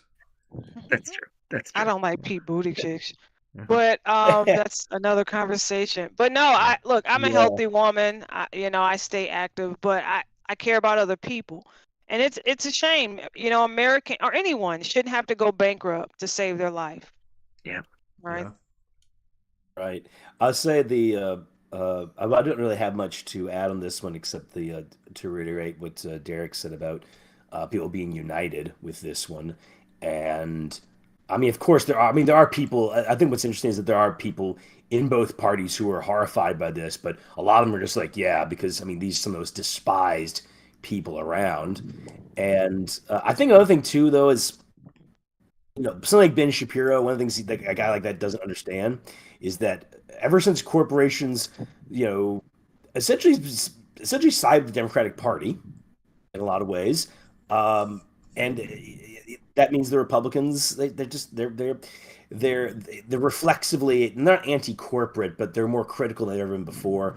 I do wish there were some Republicans I knew in the past I'd go to and be like, "See, didn't I tell you they would stab you in the back?" Right. You know, that's that. I mean, and this, by the way, the corporation is now going for the Democratic Party is one of the things that's not discussed as much. a lot of people don't even know it's happened. Like people get shocked when that to tell them, like, Trump was outraised by Harris by a wide margin, and that's been the case. I mean, Romney did okay with corporations, but I mean, you go back in 2008, and even John Kerry. John Kerry was one of the first Democratic presidential candidates who did really well raising corporate money. So that has to be kept in mind too. But do you guys want to go ahead and do the super chats then? Yeah, sounds good. All right. I did have one. I'm good on not talking about Amazon, but I know someone mentioned it, I guess about 3.5 hours ago. I didn't know if that was like a hot button. No. No, I'm good on it, but I didn't know. I know we have some socialists on the panel. So. Yeah, well, I did want to say, the only last thing I had to say, because I was kept thinking, like, what did I forget to mention movie-wise? This is a real quick one because I haven't seen this movie yet, but I really need to, is Megalopolis, the Francis Ford Coppola movie, which bombed horribly. Yeah, right. And the reason is because this movie has been essentially in production, pre-production started on this movie in 1983. That was my next question. You mentioned Francis Ford Coppola. I'm like, so he's still working on it? He's directing it? He directed it. The movie came out finally. I mean, I remember hearing about this movie back in like 2000 when I was like, really, really, really getting into movies. And I was like, hey, what is Coppola up to? And Coppola kind of reemerged as a director for hire for a period of time, doing things like that movie. I forget the name is a really bad Robin Williams movie. That's kind of like the, I forget the name of the movie. It's embarrassingly bad. No, not Flubber. It's Jack. Jack. It's called Jack, right? Oh, yeah, I remember that. But the thing is, Coppola did do the John Grisham's The Rainmaker. He did. He did The Outsiders also. That's when I got into him, was The Outsiders. Yeah. You guys remember that movie? Yeah. Well, I'm not a fan of that one, but I really didn't like the book either. But no, Pony Boy. Bram Stoker's Bram Stoker's Dracula was great. Great, loved that movie. And John Grisham's The Rainmaker was like a solid film and is very well acted. So I know he still has talent in him, but he made this when he was over 80 years old. And the reason this movie was never made was because he could never get money for it because it was so ambitious. But the guy's made so much money selling wine that he finally did it. It came out, and I'm hearing that it is one of the most overwrought, asterisk movies ever made. But other people think it's like a masterpiece that nobody understands or something. It's being compared, though. You'll love this, Derek. It's being compared to the work of Neil Breen. That is an interesting comparison.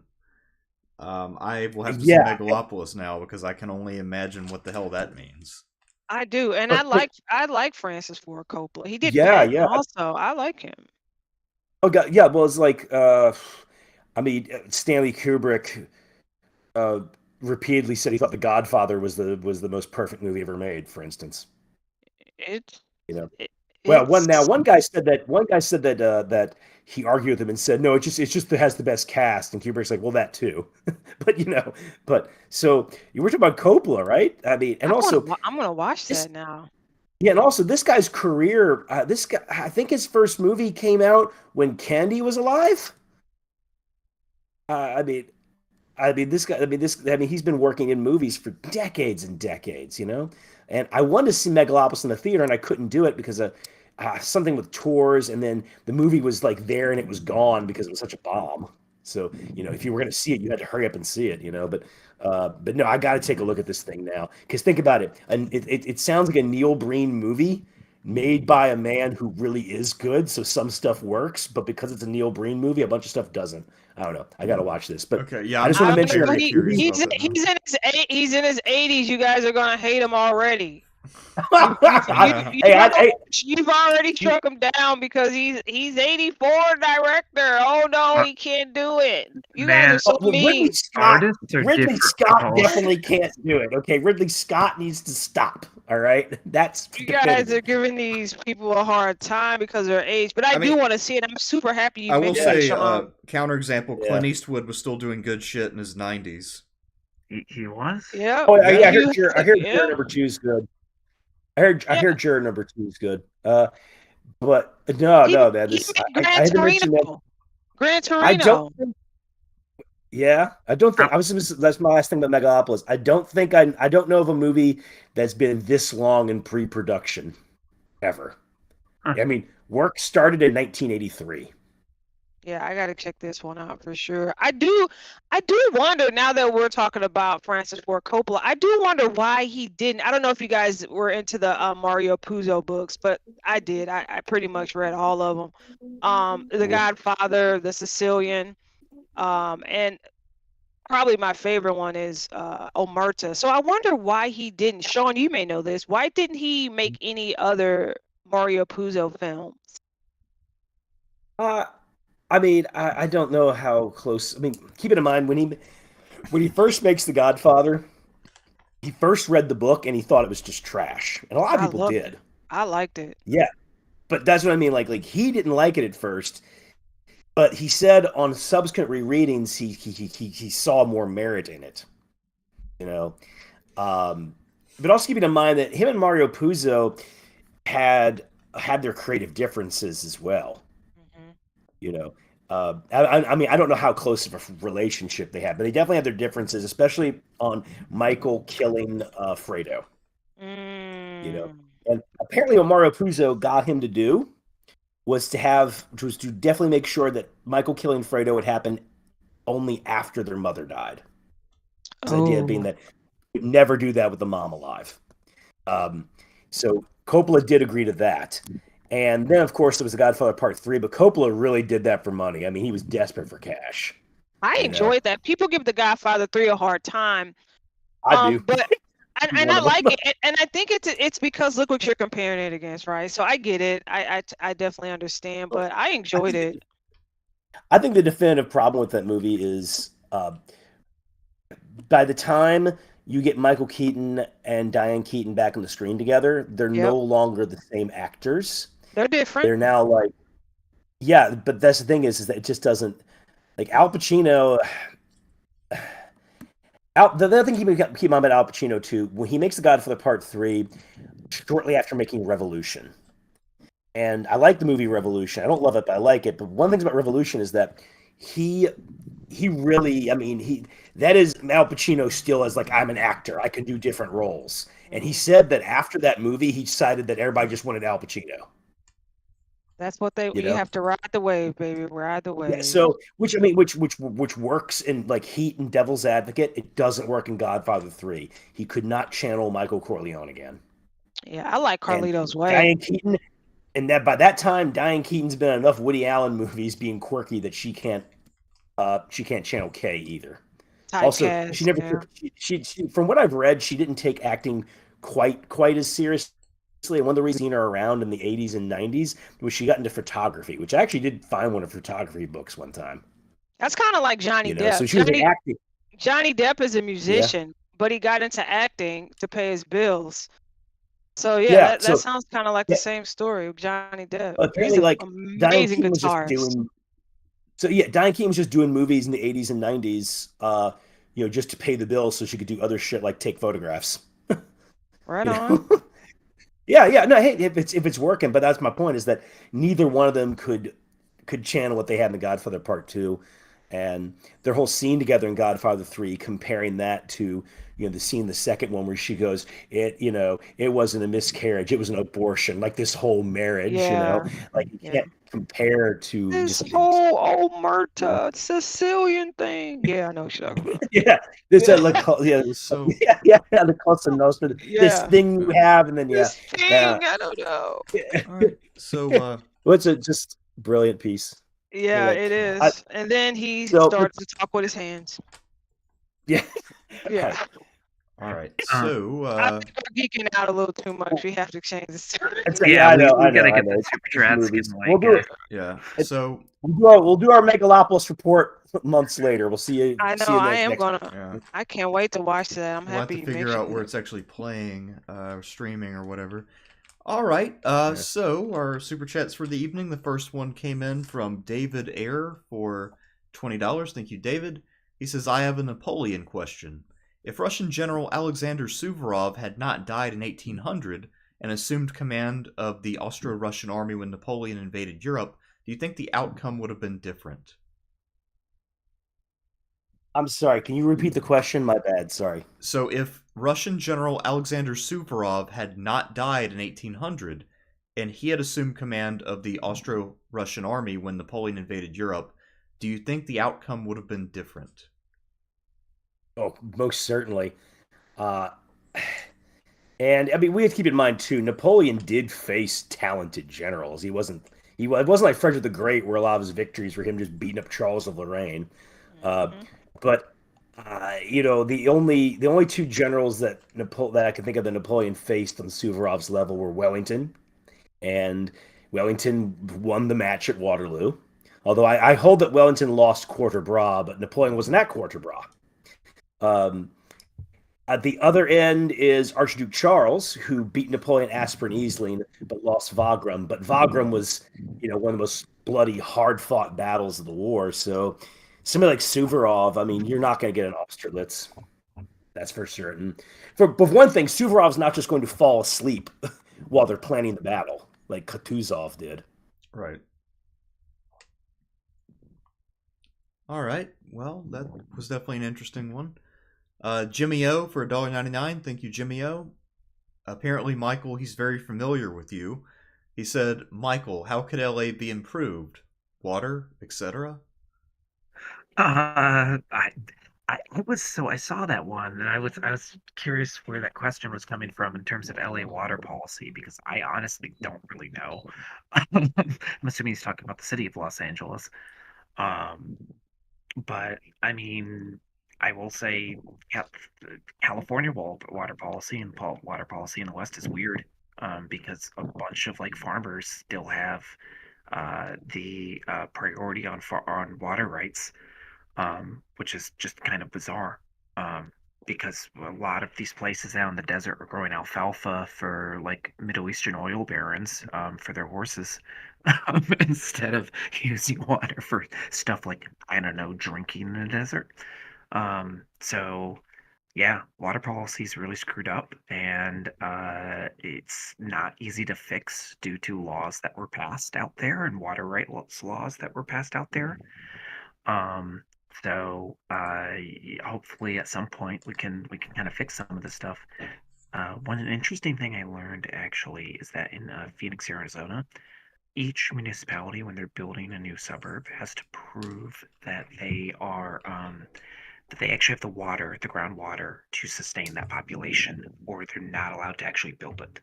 Um, those sorts of practical considerations, need to be taken into account. My biggest thing for improving LA is making it bikeable. It's like a beautiful, beautiful place, and yet it's run by cars. We're talking about health policy. Getting people out walking and biking would be a great way to get people in shape. Yeah, that and just some better public transportation. Because, I mean, LA's famous for all of its traffic jams on the 305. The other thing about Western water policy, because I remember, I've heard you talk about all this stuff for a very long time. I remember when I visited the Grand Canyon about a year ago, maybe a year and some change ago. I remember looking off the ledge down at the Colorado River, and at least from the top of the ledge, I mean, it looks like a little stream, and that's basically the source of water for the entire Southwest. And it's not a Yeah, big river. I yeah, mean, this is it's not the bad. mighty Mississippi. No, I mean this is a crisis, and people are going to have to figure out how to preserve water out there because we can't just keep running out groundwater supply because once that groundwater's gone, it takes decades to recharge. So it's a huge, huge problem. Um, and there aren't super easy solutions. The only solution that's obvious is for some of these alfalfa farmers to freaking deal with it and to get their water taken away because it shouldn't be a priority to export alfalfa when that water's needed. Right. Uh, but that's a thing we'll look at because there are new negotiations on those water rights over this decade and into the 2030s.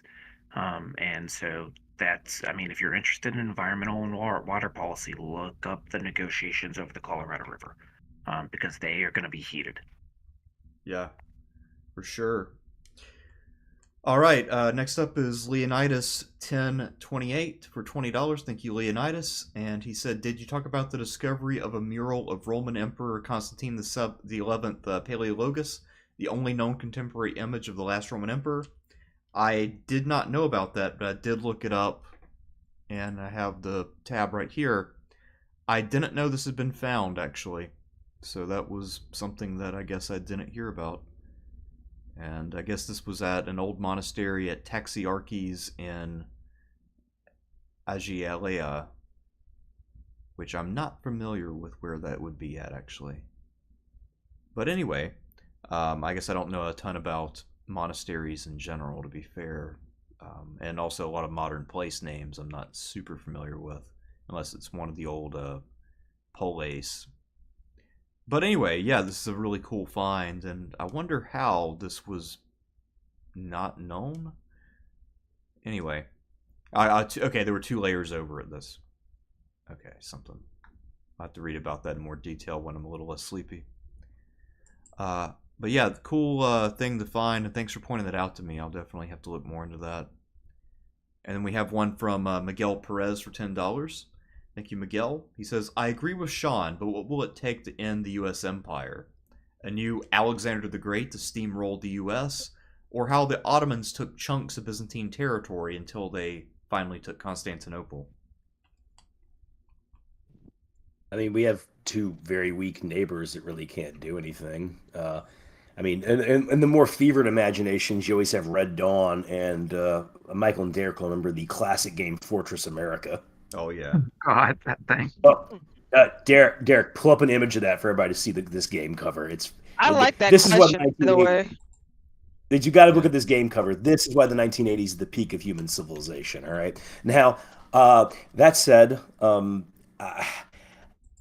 always thought that Lincoln was essentially right. If destruction be our lot, then it must come from within.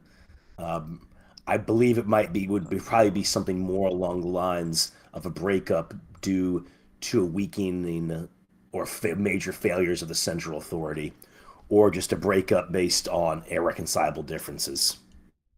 Right. Did I tell you guys about that? Did I tell you guys about that guy who said similar? He was like, "We need a revolution." I said, "We had one," and then he said, "We need another one." Yeah. That's how you know you're talking to a person who needs a book or 2. But he's like, "We need a revolution." I said, "We had one." Then he said, "We need another one." I said, "Yeah, that's called the Civil War. We had one." He said, "We need another one." I said, "Well, the Civil Rights Movement was pretty decent, for some people." Well, this country needs something. I'm like, well, Well, Monica, to quote the Joker from Batman, this town needs enema. Oh no. This town needs enema. Yeah. I mean, well, that's what he's like, Batman. Yeah. What kind of a world do we live in where a man dressed like a bat runs around and steals all of my press? Yeah. I mean, I do agree with you, Sean. Though it's going to be an internal thing, but if you want to look at sort of a decline in the U.S. empire, I don't know if it will be fully fallen. Look at what's happening in Britain, right? Like, Yeah, they're still trundling along. Still trundle along, but like 2 decades ago, London was the financial center of Europe. Oh yes. But Britain's also different too. I mean, it's not. So much of the British Empire was also just like getting raw materials to sustain what they had built. It was about opening up new markets. That's one of the reasons why they're so vulnerable to the U-boats in those 2 world wars. To be honest, one of the things that really sickens me about America as an empire is we don't need to. We have the resources for ourselves. We don't. I mean, I'm not condoning the imperialism of the countries, but there's a logic to Japanese imperialism that I don't find present with American imperialism outside of outside of a combination of idealism and greed. I mean, it depends on how you define imperialism, and I mean, I think that's the other aspect. What is the U.S. empire? It's a bizarre. It's not like any empire. If America is something, if America is truly something different and historically unseen, never seen before, I have a hard time thinking of an empire that is like ours. Yeah, I mean, Uh, there are leftist critics of the U.S. empire who talk about the U.S. being overly imperial by showing maps of U.S. bases, right? Military bases abroad, in Germany, in Japan, in Korea. Um, and yet, I mean, with some minor exceptions, those governments want us there because we're effectively subsidizing their defense budgets, right? Yeah. yes. Like, and we're not dictating their politics whatsoever. And so That's we're not. there's a We're little not. more debate on that. Yeah. Depends Have you on More read the debate book? on that. depends Have you on read the book when. Economic Hitman? I mean, The book, no. yeah, the book Economic Hitman is really good. Just you can Sure, check sure, it out. sure. But that's stuff we're doing in Panama, right? Like, I mean, or in smaller countries. Like, I guess what I'm trying to say is like the U.S. empire is a very amorphous thing, and where it begins and where it ends is something that is constantly sort of debated. And it's not obvious. I agree with you, Sean. It's not obvious in the way the Japanese Empire was, or even the British Empire was. Yeah, I think in some I ways, would say I think in some I ways would say compared to the Ramstein. British. Sorry, As go you ahead. go ahead, Derek. Then I'll do mine. I was just gonna say, I think in some ways Ramstein's "We're All Living in America" song is the best explanation of the American Empire. No joke. Yeah, and I mean, when we're talking about America, yes, and the other thing to do was the other thing with the American Empire, it does remind me of the British Empire insofar as how the British administered one colony to the other one could be quite different, simply because of the nature of how their empire was created and what it was there for, you know. And I believe that Michael is very true is what I would say. But the other thing that makes American Empire, whereas the Japanese Empire was much more uniform in the way their policies were carried out. Now there were some differences between, say, Burma and Indonesia, but those were more by degrees than what you see in the British and the American Empire. I'm glad you mentioned that one, Derek, because there are a lot of people who look to America to set trends, and Yeah. a lot of it has to do with the cultural capital we've accumulated. Now, I will say this, because America's been pumping out some real bad movies for the last 10 years, uh, some of that cultural, we're still the cultural hegemon, but there has been a weakening because there has been a noticeable decline in quality. The Yes. K wave's taking over, guys. What'd you say? The Korean wave's taking over, guys. Yeah. No, you might Yeah. be right. That could be what's coming up. I mean, yeah, K-pop will take over the world, and then Psy's next major song will sweep the world even more than it did last time. Yeah. Yeah. Uh, But anyways, let's go to the next question, eh? all right. Next up, we have Arjun Jairaj for $2. Thank you, Arjun. He says, "Love yous," which I guess is like the Pennsylvania thing. "The patron system of old is back, I guess." I guess I think you're talking about Louisiana politics when he sent that, if I recall correctly. Yeah. But yeah, no, I guess patronage never really went away. It just got weaker for a while, and now it's all the way back. Oh yeah. Get ready for corruption. We're Yeah. gonna get a lot of it over the next 4 years. Well, I think what they're doing is like rewriting the laws so that the people can get away with that kind of shit. But anyway, we'll talk about that at a later time, I'm sure, because it'll keep being a major factor. Scipio Barbatus is our next donation. Thank you, Scipio. $2. He says, "December 4th shall henceforth be the day of St. Luigi." Well, I'm not opposed to that. Although it'll be awkward because this guy's going to be alive in prison for about 60 years. So he'll be a living saint.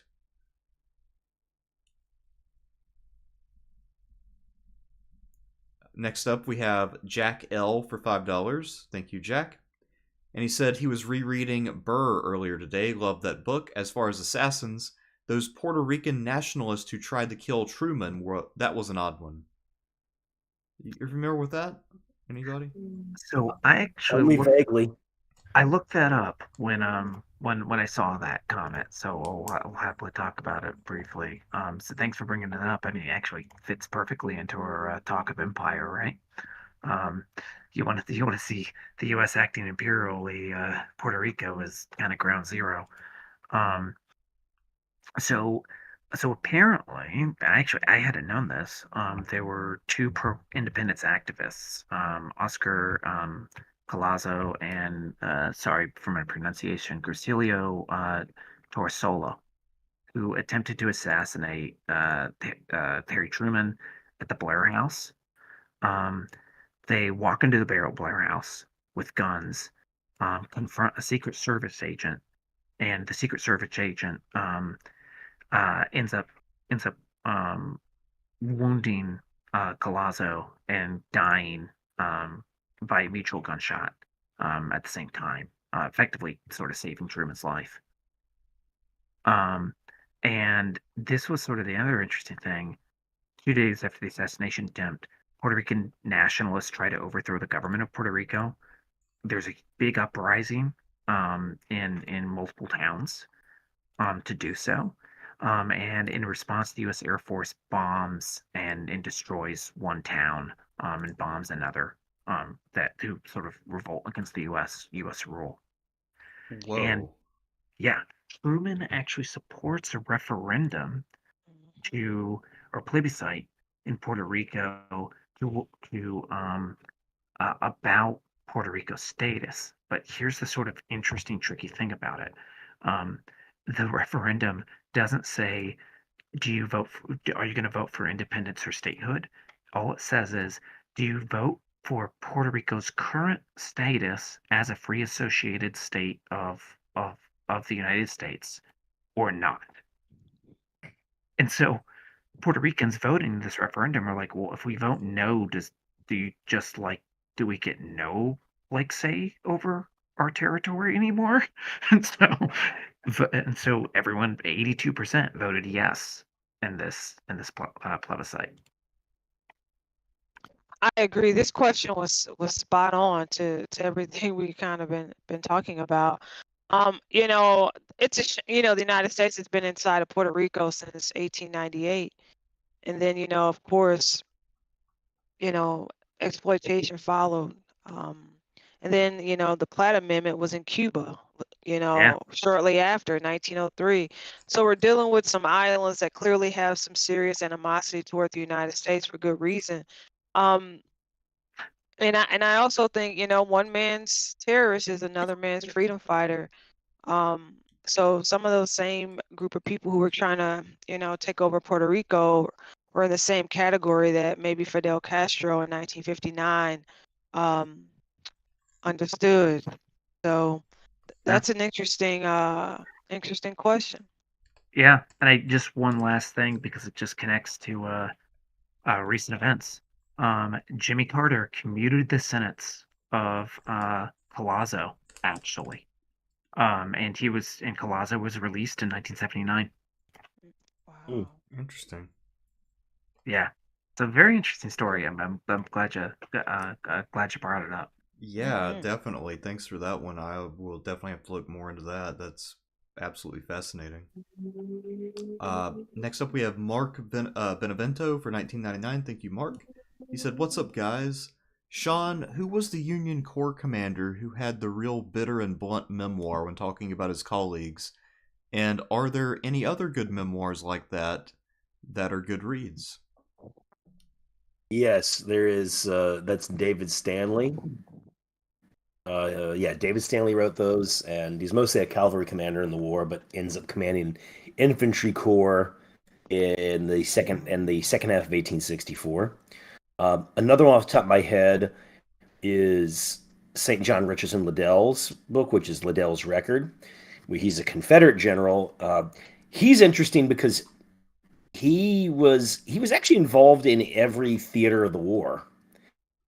He had minor involvement in the Virginia theater, but major involvement in the Western theater, Trans Mississippi, and on the Gulf Coast, helping to defend Mobile in 1865. And his memoir was not written for consumption. It wasn't written to be read.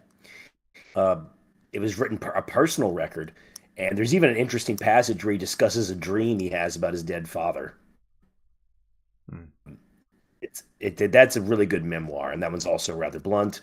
Another one I could recommend. I was talking to somebody about that today, a guy named Lucas, who wrote a short George Pickett biography for me. But Sherman's memoirs can also get kind of bitter and blunt too. They're very well written, and all memoirs should be treated carefully. I don't think Sherman's were as bad as I was told. I think Grant's are much less reliable. Another good memoir. Damn it, give me a sec here. Oh, one to be very careful with is Gordon's memoirs. The Corps commander under Robert E. Lee. At least he commanded Corps in 1865, because he's a really good writer, but he is definitely putting a lot of lost cause myths forward. But the thing that makes him a problem is that, one, he's an excellent writer, and also he is our only source for certain things. Like the planning for the Battle of Fort Stedman, he's essentially our main source for a lot of that. So you have to read him. You just have to be so careful with him, you know. But that one is a good read. If you read it, it's worth reading. Just be careful with the damn thing is all. And damn it, I'm trying to remember. There was one other one, I guess. So the Gordons, by the way, are not particularly bitter. On the opposite end, I'll leave you with this. John Pope's memoirs were actually rather nice overall. I think it's because towards the end of his life, he was like, I've pissed off a lot of people. So Pope's actually wrote some of the most generous memoirs overall, I would say. Interesting. Yeah, the only memoir I've read from the Civil War is the Longstreet memoir. That one's okay. I wouldn't say it's great, but it's okay. That was not bad. It's not like the best read, but he does have these individual good anecdotes in there, I found. Yeah. I was reading one for Bull Run where he was talking about how it was before Bull Run, it was Blackburn's Ford, Union cannonball hit near where Beauregard was having lunch or something. So that made Beauregard extra angry, so he sent more troops out. How dare you disturb my lunch? I'm from Louisiana. We like eating. Yeah. Gumbo. Yeah, but no, David Stanley's. My favorite memoirs are David Stanley and St. John Richardson Liddell. By chance, did Dan Sickles write a memoir? I don't think so, but I'll check right quick. I mean, you'd be surprised. Sheridan wrote a memoir, which is not that good, really. Yeah, Sheridan's memoirs are nothing really special. McClellan's memoirs are okay. They're also a little on the bitter side. But one thing to say about McClellan's memoirs is you realize that he's actually a much more religious man than I thought at first. Like, he invokes God many times. Whereas Grant is, you can obviously tell, if Grant was alive today, he'd probably be an atheist. I mean, he doesn't not mention anything religious at all, whereas that one does. So let me check about Sickles real quick for you. Write a memoir, but I don't know if the politicians do quite as much. One of the worst memoirs is Richard Johnson, who commanded division at Stones River. It's very saccharine. Yeah. I don't think he did, man. Sadly for you, I don't think Dan Sickles wrote a memoir. Yeah, because that would have been the best memoir if that had been written, but... Butler wrote two memoirs, to my knowledge. One's called Butler's Record, and then the one is the memoirs he actually wrote. Those are pretty good read, too. But even, I remember, Richard Taylor. That's the one. Sorry, that's it, guys. Forgot. That's the one. Confederate General Richard Taylor, because he knew history so well and literature. His are very well written and also can be rather bitter and scathing. Although what he says about Butler is he essentially says Butler was incompetent unless it involved verbal insults, in which he was one of the finest who ever lived. Yeah. Is that partly why you like Richard Taylor? Because of his memoir? No, I just think he's a very talented military commander. He could be he definitely though, given the social position he was born into, he could definitely be arrogant. For instance, Liddell despised Taylor utterly, and so did Kirby Smith. So people who hated Taylor really hated Taylor. But no, he was a brave commander, very effective, and his memoirs are excellent. Very well written memoirs. Nice. And also, unlike some of these other memoirs, he goes into detail about what he does during Reconstruction. Wow, okay. Yeah, it's notable that Grant didn't write his memoirs about his presidency, for instance. Yeah, because his presidency Of course was not great. Wait. I gotta be careful there. He was dying, so for all I know, he could have been. But that being said, Grant was heavily assisted by Adam Badeau, and some Union generals thought Grant didn't write his memoirs. Adam Badeau just did an update of his own military history of Grant.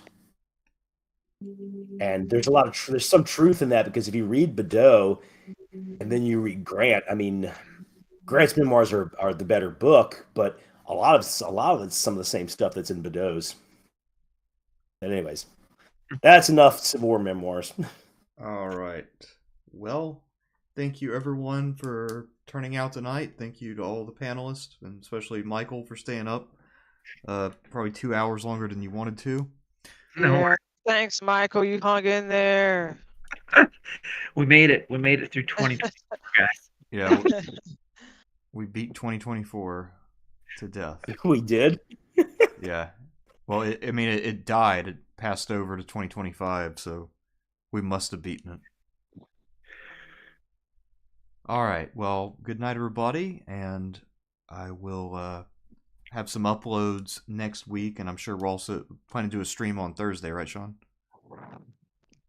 Or is It'll be Thursday next week for Petersburg? Yeah. Okay, sure.